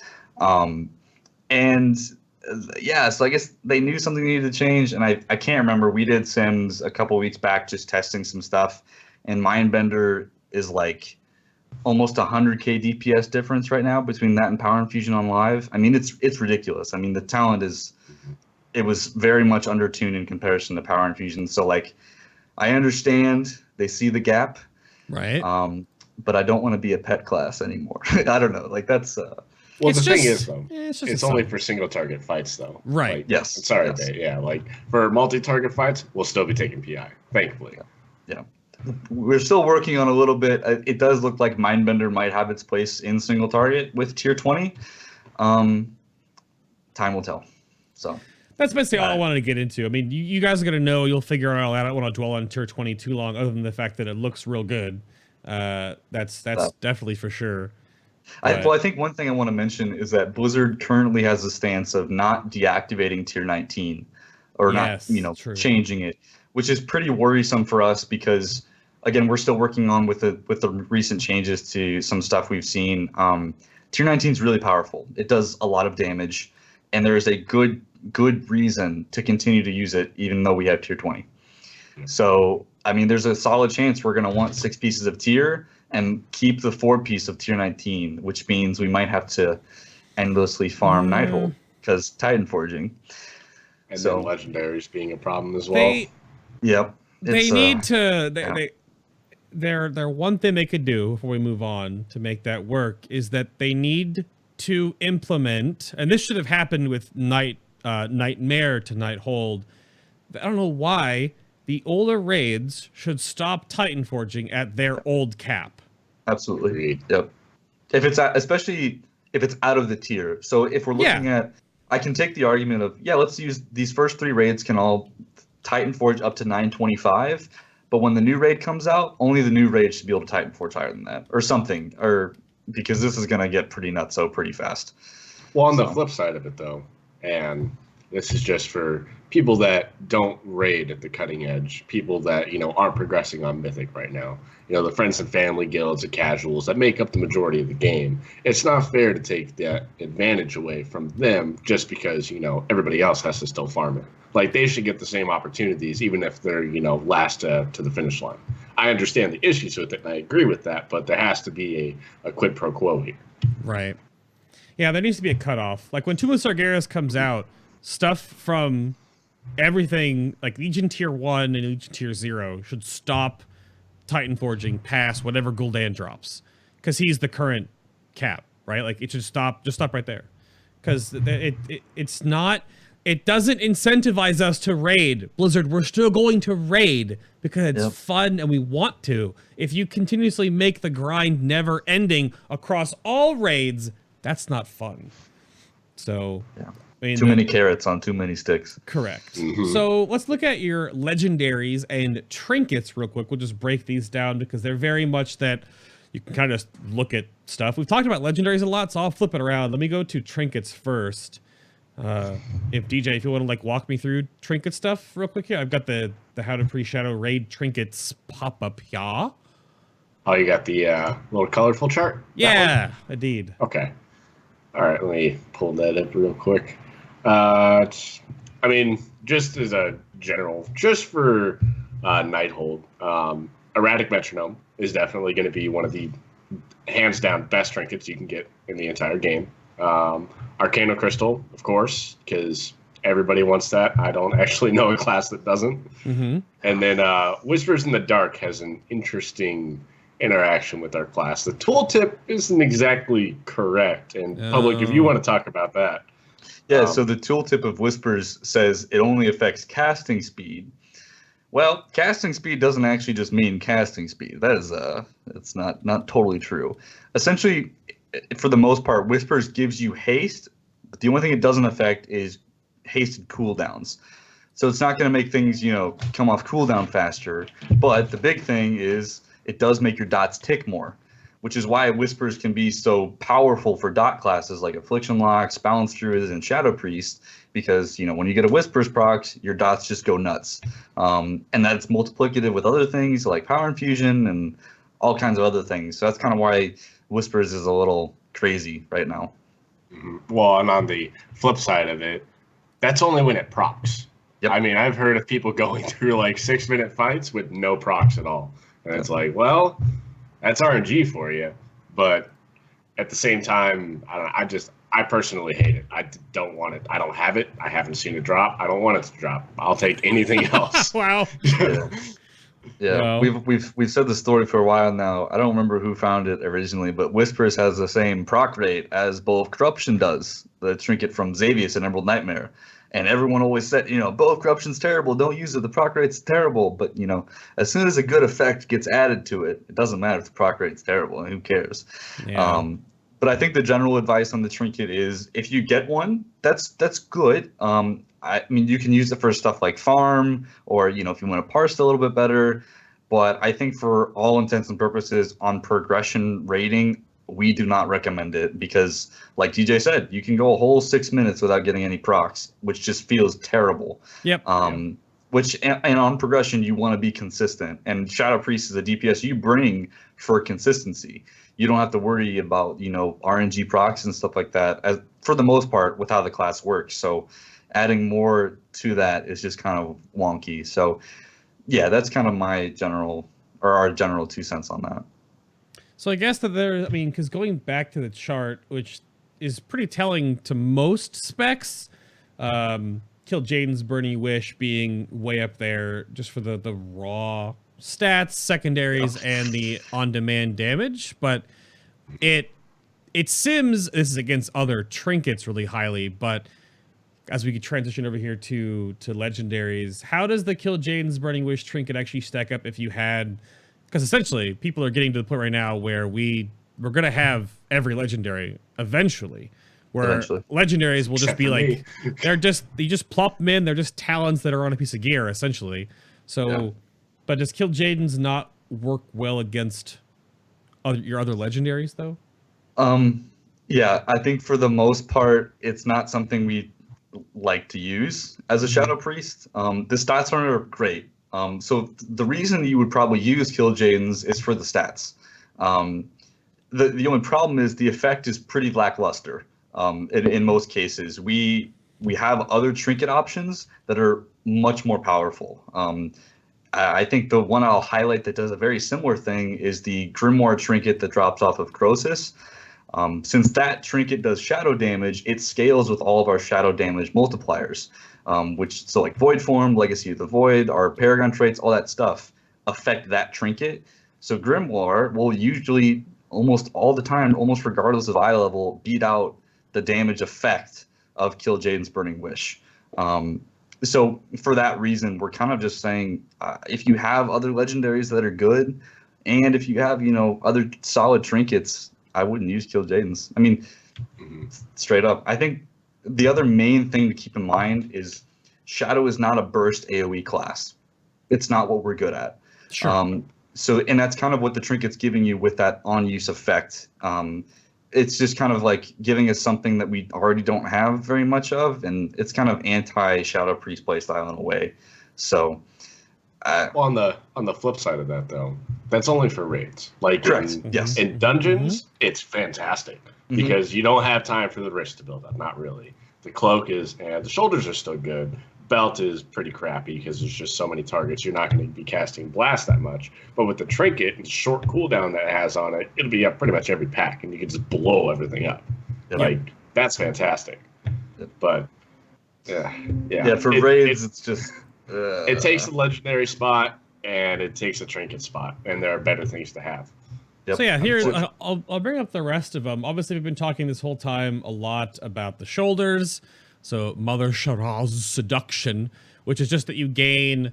Now this is the updated one, right? Because right now is 3 stacks of Void Form and Enter Void Form, or is it 5? So again, this is going back to the tooltip problem right now. So the shoulders say, gain 3 stacks when you enter Void Form. The weird thing is, though, if you're not wearing the shoulders, you start at 1 stack. So they only give you 2 stacks. Right. Which is just kind of like, why don't the tooltip should say that? But that is current. So you'll get 2 extra stacks when you enter Void Form, in addition to the 1. So okay. But yeah, and the list that I think you've been using is updated for 7.15. So obviously we have lots of legendaries changing in 7.2 and that kind of thing, which changes some things. We're still working on it a little bit, but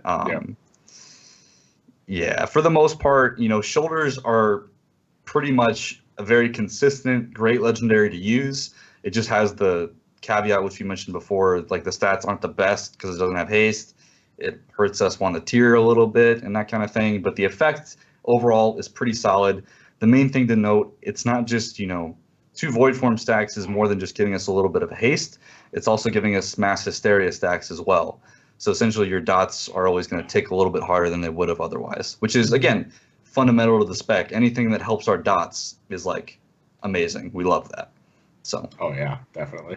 Yeah. So the other things to bring up, the bracers are being reduced to 3% increased damage on your void bolts, down from 4%. Which was up from 2% in 7.5. Yeah. Right, yeah. So this is the middle ground. I don't know how necessary this is of a change, to be honest with you. The risks were not that far ahead of other legendaries that we had. And in fact, I think the risks are only doing so well and getting so much popularity based on Nighthold. Yep. Nighthold fights are very ad heavy. They're very multi-target. Botanist, Tichondrius are, just amazing with the risks. But if you go back to other raids, like Emerald Nightmare was a lot more single target focused. The risk did not do well in Emerald Nightmare, not necessarily because the effect was only 2%, but because the fights were more single target based, and risks don't really shine on single target. So, if Tomb of Sargeras goes back to more, single target fights, the risks are going to fall even lower. We're kind of seeing them drop below the cloak in some instances over a range of fight types. But I think overall in 7.2, the risk will still see uses on fights that remain, heavy council type stuff. So anything that resembles what Botanist looks like or what Tichondrius looks like, risk will still be very powerful. So I've got to bring up sort of another devil's advocate point here, because it's sort of been this, the Magnum Opus has always been this weird legendary for a long time, and it's more in a better place right now just because of the shield being buffed and obviously the stats it gives you, but Sephu's Secret is getting buffed in the patch, if you aren't aware. Not only has the on proc effect, which I would argue the Shadow Priest is one of the specs that actually has like some of the most ways to actually proc this thing, because you have a stun, you have a dispel, you have a big dispel, but it's getting 10% passive movement speed and 2% passive haste. I don't know, DJ, have you guys figured anything out about if Sephu's will be? Because haste. Why I bring it up? Because it's haste. We're still testing it, and just Feelycraft, looking at it, it's probably going to be good, but there's probably going to be other legendaries that are better. The stats on it are very good. Yeah, I know. But the stats are very good on it, especially with the change. But the 2% in the haste is bothersome. And because it's not a flat, 375 times 2 haste, it's a 2% of your base haste, or whatever haste that you have, it's going to mess with it. So if you have a Chrono Shard, if you have an Erratic Metronome, and you get both procs, you get a 5-stack Metronome proc and then Chrono Shard on top of that, and you have the ring, is it going to be 2% of that or just 2% off your base haste? And if it's 2% off all of your buffed haste, it's going to be insanely powerful if the stars align. Yeah. So it has the potential to be absolutely insane. So we're taking our time with it and really wanting to test it out very well and get the APL working out well before we definitively say how it's fitting right now. Right. Because it has the potential to be pretty nutso. I think if you don't have very good pickings in terms of legendaries on Botanist currently, Cephas is awesome. There's so much you can proc it on. And like you said, we have so many different ways we can proc it. Chat brings up Silence as well. I forgot. Silence would work. Yep. Silence, Mind Bomb, Dispelling, if you're a Blood Elf, Arcane Torrent. All kinds of ways we can do this. It's Purify. Yeah, it's a great ring. So I don't know if I think the main thing to keep in mind with the ring, where we'll see it a lot, is if we can proc it on a fight in Tomb of Sargeras. That's like bottom line, because if we can proc it and we get the 2% haste multiplicative with all of our stuff, it's pretty powerful. So we'll see. Time will tell. Yeah, I'm pretty sure the 2% flat, though, would just be a multiplicative of everything. It's kind of like how Heroism works. Heroism reads that it gives you 30%, right? But it's 1.3 times all of your haste. Yep. Which is a lot, because if you have 0% haste and you pop heroism, you go to 30% haste. But if you have any other haste before that, it is a 1.3 times all of it. So it's a huge sudden jump. And if you have 2% all the time, and then you get Sephuz to actually activate on certain stuff, and then you've got heroism going on, or then you've got void form going on, etc., etc., etc. So yeah, Sephuz actually comes up with the same thing I went over, in the beginning of the show with enhancement, how haste is now stronger than agility for us. So now I'm in a similar boat to you guys. Is that 2%? I mean, is that going to be the is all be all now? Do we just, that amount alone is so much just flat power? So yeah, and I think the other thing to keep in mind with our tier 20, let's just assume we're going to use tier 20 and they'll figure out something with that. Yeah. Just with that and our new traits and everything like that, the value of haste is actually going up more because our Shadow Fiend is affected by that. The more haste we have, the more melee hits it gets. So we're actually seeing a larger increase in the value of haste for a longer period of time than we are now. So it could even be better than what we're currently looking at. So right. Yeah. Okay. Who knows? So let's just we've kind of weaved in talents throughout the whole show. But just to bring them up, if you each have, because I'll go to DJ first, because you do a lot of the Mythic Plus stuff, a lot of dungeoning. Do you want to walk me through like what a build would be looking like and sort of the pros and cons of a build for Mythic Plus for the Shadow Priest? Just like where your talents sort of fall in line and what that would look like. Just real quick. All right. Well, Twist of Fate is going to be pretty much universal. Next row, I mean, you're going to take Body and Soul, most likely. You could take Mania or Masochism if you really wanted to. Like, if you're taking a lot of damage. Does do 10% damage reduction, so it could be good. Mind Bomb is what most people take because the AoE stun is really nice, especially in Mythic Plus, because you don't want to fear things.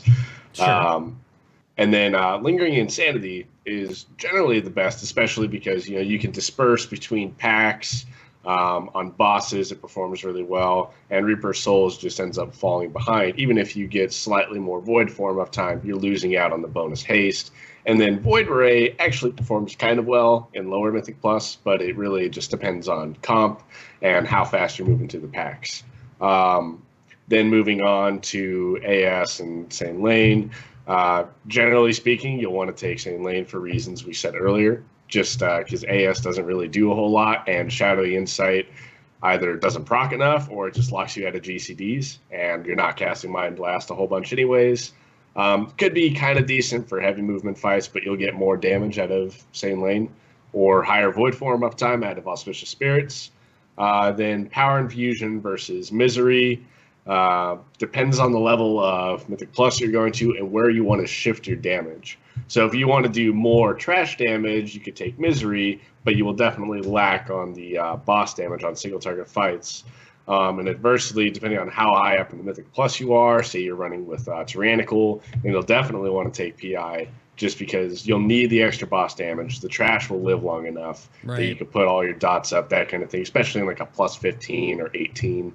And then between Legacy of the Void, Shadow Crash, and Surrender to Madness, you can still take Surrender to Madness on a couple of dungeons. Like EOA comes to mind on the last boss. You can still pull ridiculous numbers on it.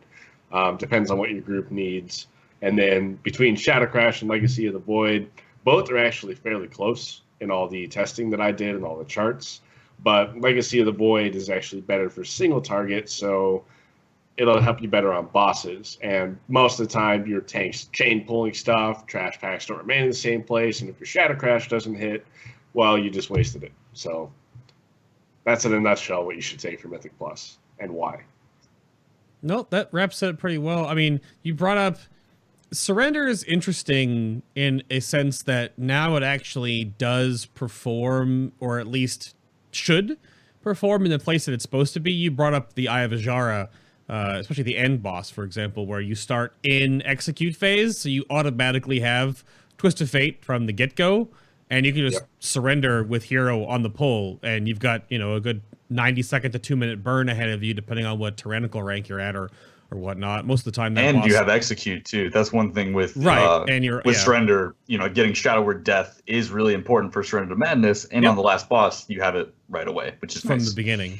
Yep. Yep. That's well, very ideally true. for that boss too is you want to actually pop surrender on the last trash pack and go pull the boss. Disperse so you over to build the it. boss, and then so you usually start with like 20-25 stacks. Ooh. Which you're gonna just melt the boss. Like I've gotten like 1.3 mil on that boss, something like that, with trash gear. So does this change anything from like a rating standpoint then, Public? I know chat brought it up too. It's funny. The spec is 1, it's 1 2 1 1 1 1 1.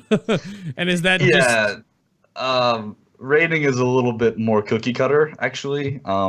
We have more options in Mythic Plus, but for the most part, you've kind of hit the nail on the head. It's 1 1 1 1 1, and then I guess you could take Body and Soul if you want to, but sure.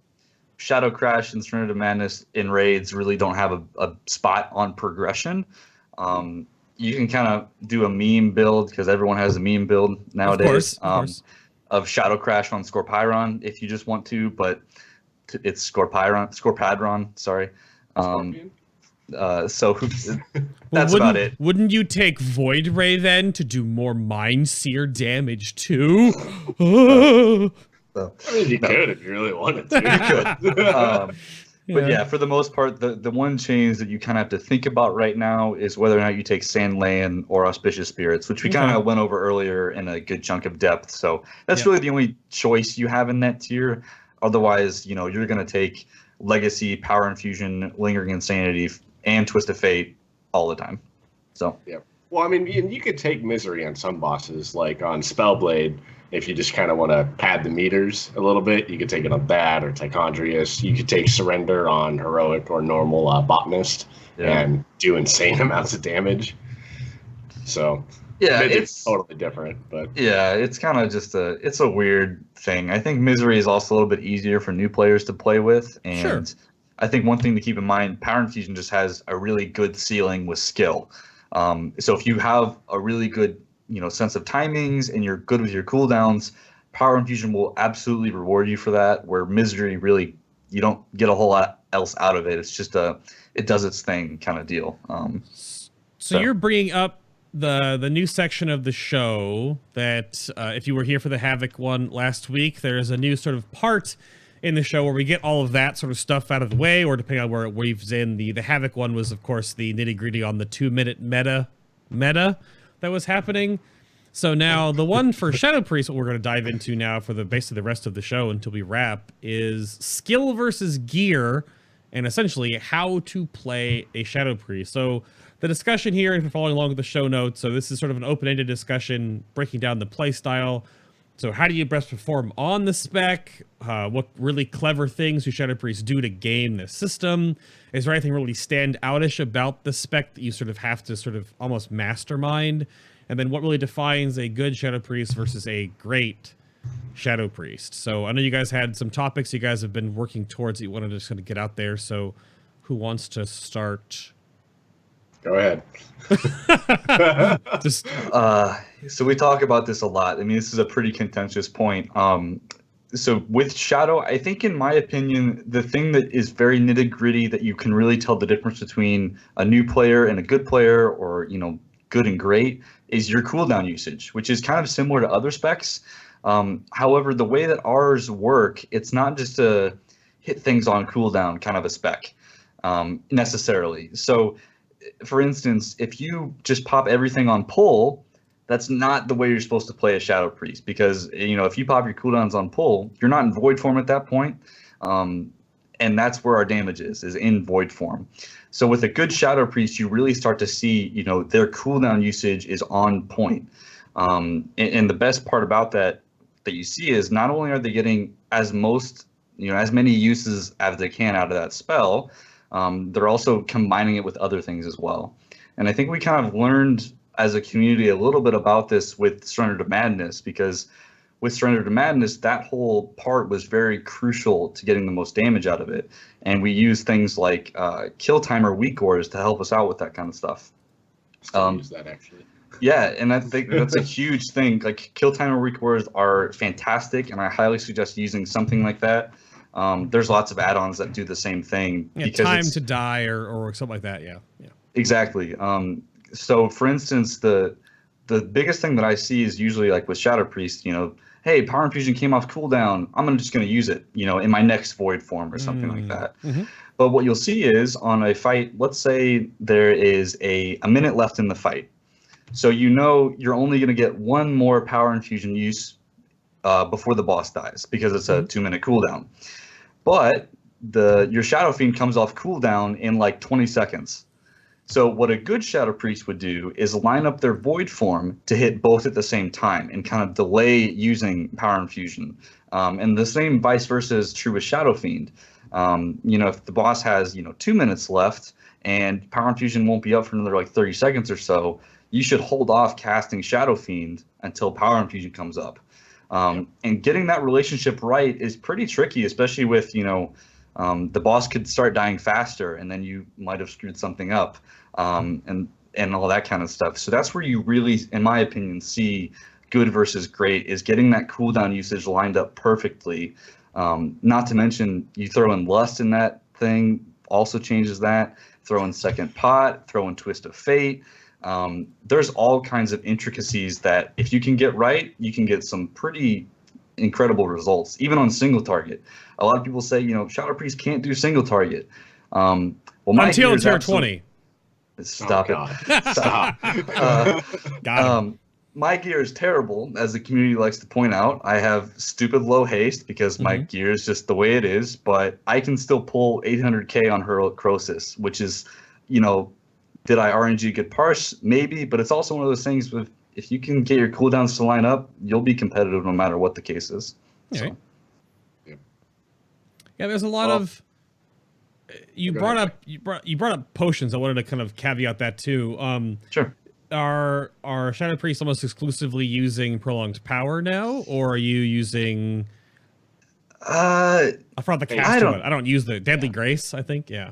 We don't really use Deadly Grace all that much. We used to, and it really depends on the situation. We actually have a post about it on How to Priest, but 9 times out of 10, you'll just be using Prolonged Power. And it's cheap, so that's also good, because, finally running out of that HFC sale run money. Yeah. I think one thing to highlight, I kind of prefer Prolonged Power in a lot of ways, because since it lasts so long, that's more time in your Twist of Fate window. Right. That's a greater chance of it being with your cooldowns and that kind of thing. So I think it just feels better to use. I will say the one time that I use it, being truthfully honest, that I use Deadly Grace is when I forgot to use Potion of Prolonged Power and the boss is going to die in like 30 seconds. Or like, the boss is dying too fast and it's not a 2-minute fight. Then I'll use Deadly Grace as my second. But they're so close together. Even then, Prolonged Power is good for things.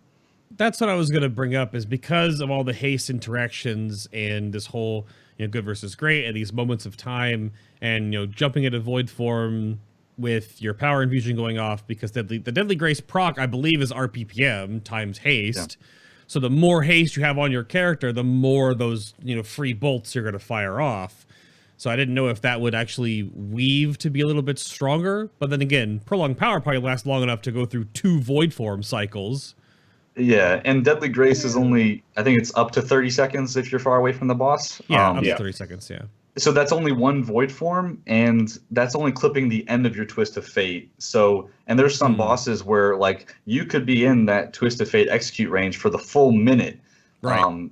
Which is crazy. So getting that kind of maximized benefit is pretty crucial.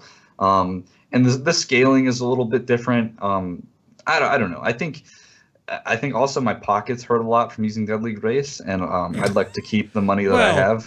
Right. We brought up a lot of 7.2 stuff in the patch, but in 7.2, all consumable potions have their mats cut in half, essentially.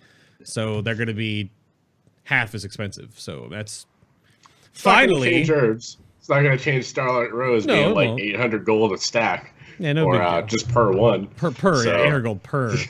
Yeah. Yes. Well, that's definitely a thing. But I'm always curious about that, because that definitely comes up. Those sort of things do come up over time. And I guess And you brought up a couple of the game, the system sort of tomfoolery earlier. Is there anything though that because we brought up the whole multi-dotting for single target and all that kind of good stuff, but I guess from the outside looking in, I also don't play really any ranged DPS classes and whatnot. How has the game been so far, with considering that Shadow Priest is so much of your damage just happens, right? Like more than half your damage is dots. Yeah. But making sure your other half isn't really important. Has the movement meta really have been a big thing right now that is hindered or been frustrating? Because all range do in Nighthold is do mechanics. So, well, actually, Shadow Priests have one of the unique things. We're not quite on a BM Hunter level of mobility, right? But the difference between a good Shadow Priest and a great Shadow Priest, you can see movement. So a part of that is playing with stutter stepping. So, when you're in Void form, you get a Void Bolt roughly every 3 seconds. Less depending on how high you are in your Void form. But every 3 seconds, you can move. If you have the boots, you can stand still for 8 seconds and then, just move for quite a while, take advantage of that. But, and then the 4-piece on top of it, somebody just brought up the chat, makes us insanely mobile. I can stand in one spot on Croesus. And I'm in my first Void form, and I finish casting Void Eruption right as he casts his first beam. So I could stand whichever side and move the entire time. And I will never get hit on that fight except for running away from Orb or running to Soak. I don't have any issues at all, with movement. And then that's more of I'm out of range of the boss rather than, I have to move too much that I can't do anything. But we always have Shadow Word Pain, we have Void Bolt, we have other stuff that we could do on the move, including Dispersion, which just pauses all of our insanity drain too. So we're one of the better mobile classes, even if it doesn't seem like it. Right. Yeah, I think the 4-piece is probably the best thing about it, especially if you can plan your movement. I think Staraugur is a pretty good example. As you transition from phase 1 to phase 2, where you go from being stacked to spread, or that kind of any type of fight that takes that, if you know that's happening, you just wait for your 4-piece window and then you can go wherever you want. You can traverse an entire boss encounter room over the course of 5 Void Bolts almost. So it's if you know where you have to be at a certain time, it's pretty amazing. I think Chromatic Anomaly is a great example too. You have to be stacked at first, but then you have to go to the other side eventually. As soon as you have to start moving, if you time it with the 4-piece window, it's you can make it over there casting the entire time. So, what I love is when the whole raid has to move the other time, and I just time my Void form so that I'm entering again, and I just cast Power and Shield right before and start sprinting and just casting Void Bolt, and I lose no uptime. It's amazing. Yep. Other casters can't do that. Not really. Unless you're double blinking as a mage. Yeah, there's some wiggle room for certain ones. Obviously, depending on procs for Elemental Shaman, you have nothing. You have instant cast Lava Burst and then nothing, because there's no Spirit Walkers anymore. Arcane mages, I guess they can do all the tomfoolery right now with just spamming Arcane Explosion, and they still kind of do the same sort of damage. Fire mages, if they get lucky with Scorches and whatnot, if they're moving around, they can obviously be throwing Pyroblast as they move. So there is this new sort of, which is good, that there is definitely things that casters have all sort of figured out that they can do on the move. Whereas it was sort of this weird egregious problem last expansion when if you didn't have Aspect of the Fox, rest in peace, Aspect of the Fox, you got nothing, right? You have to turret to do damage, otherwise you just put up your dots and you just move. Yeah, Void Bolt's been incredibly amazing for that. That's a huge difference I see, playing other range specs is movement kind of stinks. You can maybe get 2 globals off if you plan it right or something like that. But Shadow's I have a global every 3 casts, like DJ said. It's where do I need to be? I can gradually move there without losing damage, which is pretty valuable. And I think that's one of the other reasons why you're seeing a lot of Shadow Priests in top end guilds right now is because with all the movement that's happening in some of these fights and some of the strategies, it's pretty nice. So. And all the dispels and utility, and basically you can drop a healer for a priest with the helm. Yeah. Yeah, pretty versatile. It definitely is. Is there anything else that you wanted to like soapbox or go over real quick? I don't know if chat has any questions. You have a couple of moments here that you can definitely drop them in. We're basically at about time, but if chat has a couple of things that might like pop something up that you can definitely drop in chat. We've sort of weaved chat throughout the show today, which has been good. Of course, there are huge threads on how to priest that you guys could look for, and of course, just hit up the Discord channel for them as well if you would like. All the different Discord links are all of course in my channel guide, but if there's anything that comes up to, yeah, we talk about the Mindbender thing, not the go-to talent and rate, it's boring. I thought it was really interesting that back in beta, Mindbender was like the talent for gaming void form, and how it now is just like gone. It's just boop. Nothing. Yeah, I think it's kind of our old tier as well, right? That was a big part. We were trying to make our old tier work. I mean, especially in pre-patch and that kind of stuff. I mean, it was nice then, and I think going into not using the tier anymore, we were kind of like, okay, what do we need to do to make Mindbender work? And the more we played around, it was like Power Infusion's just powerful. I mean, it's powerful. That's why it's called Power Infusion, you know? Yeah. Gives us that dank haste, man. That's all we need. Yeah, and it's something. It's a playstyle that I think Shadow Priest kind of really enjoy, because Shadow Fiend in a lot of ways doesn't feel like a cooldown compared to other specs, right? You know, like Fire Mages have Combustion. You know, Balance Druids have Incarnation. We have Shadow Fiend. It's kind of boring. You know, it's just you cast it, it hits the boss with melees. You know, Power Infusion gives us that exciting gameplay with a cooldown, which is why I think, you know, we see it a lot. So, and I like using it. So you bring up the verbiage that I wish I had with one of my major cooldowns that has been dead since beta. So sorry, Ascendants. Why are you so bad? Yeah. So okay, I just found out Resta Shaman has a self-res that's not Ankh, but the little totem they can drop. Yeah. Yeah, oh yeah, I didn't know about that. Totem. Yeah. So it's a plus and a minus, because the class isn't balanced around having a cooldown, which gives us a really nice consistent damage output. Sure. But at the same time, we do have a cooldown. It's just not very meaningful yet. Obviously, tier 20 and 7.2 is trying to change that, so we'll see. I just don't want to become a full-fledged pet class that, you know, cast Mindbender all the time. I don't know. One step closer to a demo lock. Yeah, don't trigger all the locks that are so sad about that change.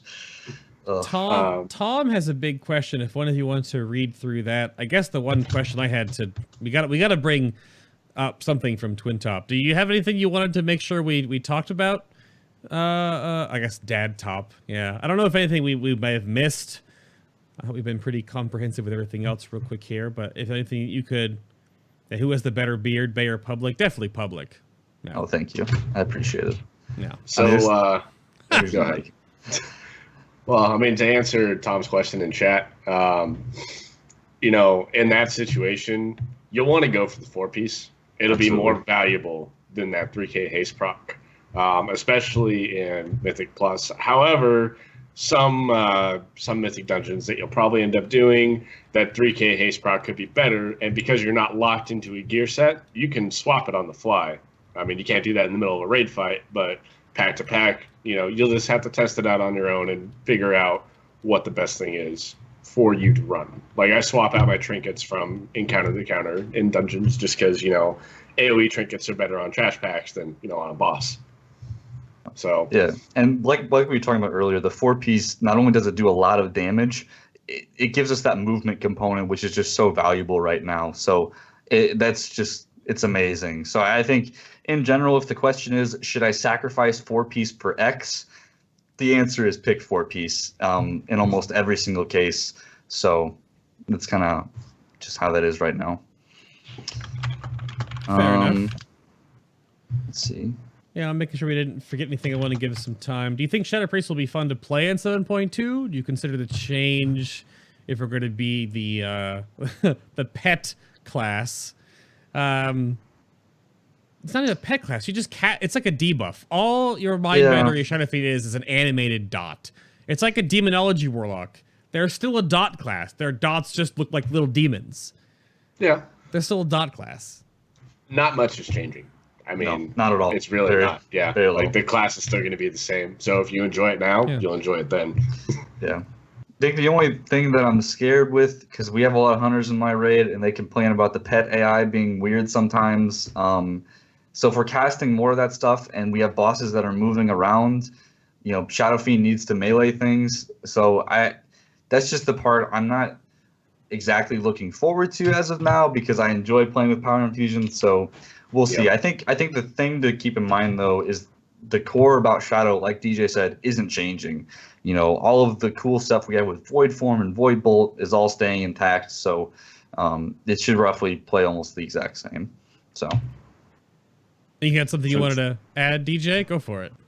Yeah, so one of the best things that I really like about Shadow, especially in comparison to other classes, we don't have any legendaries like Fire Mages or Rogues. Demon Hunters or rogues that are so good that you're crap without it. Okay. Thankfully, you can play a Shadow Priest with no legendaries.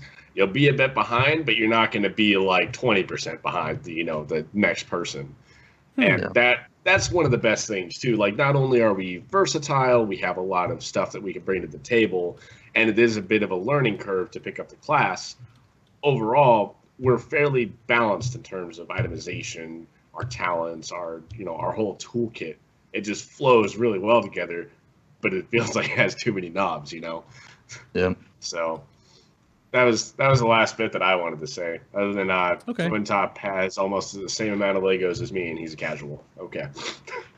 He is a casual scrub. You forgot that. Oh, sorry. Yeah. Oh, I forgot that's how it works. Basically, yeah. We didn't bring it up early during the show, but I guess in a little closing bit for me, your artifact weapon is super awesome, and holy crap, is it not alluding to all the lore in the next expansion? Zealotop is just... We could talk for like hours about all that stuff. I mean, it's pretty nuts. She is so saucy. Yeah, definitely. But like you kill something, it says boring. Or delicious. Or that, yeah. Yeah. The Naifu. The Naifu? Oh no. Do you guys call her that? Yeah. Did you not? Did you go to that post in the linked in chat about the new 7-2 relics? That's the title of it. Yeah. Your Naifu and you. Oh no. Yeah, we have some interesting characters on the How to Priest team. Yep. That's all I'll say. Oh gosh. But I think that's about it. Anything else you guys wanted to... I mean, we've kind of gone through everything. Yeah. Oh no, the Naifu's spam in chat. It's coming. I didn't know that was a thing. I learned about all these little like inner community memes on these shows now. But any last closing points? I think we're pretty good. If you're in the Discord on How to Priest, read the pins. I guess to bring up Discord one last time, are any of you... Do you do private messages, or are you saying to bring up the pins because you want to make sure you defer people to the pins first? Because some communities are okay with PMs. Others, there's so many resources put out there. Don't go too ham. So I mean, I think all I'll say is I'm okay with you messaging me about stuff, but I think my one thing is you just have to read the resources we have out there first. Like, so if you ask a question about something that's already answered in the pins, all I'm going to say, I'm going to link you the resource. You know what I mean?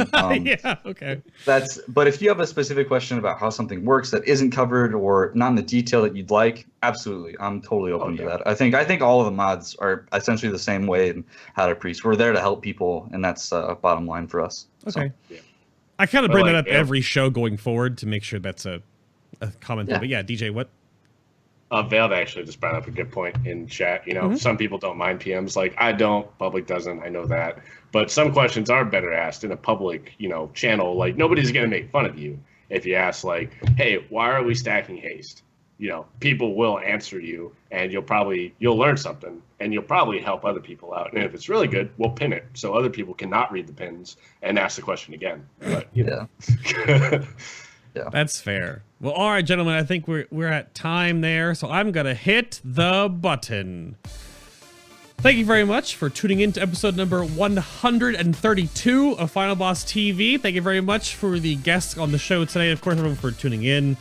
And if you didn't hear, next week will be Holy and Discipline, so more priest next week. So if you haven't heard enough of them, then you can come back for the healing version of it next week. But again, around the table, there's Publik. You can go check him out in the Discord, of course. There is his Twitter, Publik Priest. And then, of course, you have your guild's YouTube, which you can check that out, the Exiled Power YouTube channel, where you guys put together things and stuff and things, yeah? Absolutely. All the things. But thank you very much for your time, sir, and gracing us with the beard today. I appreciate that. Thank you. That's been great. Thanks, man.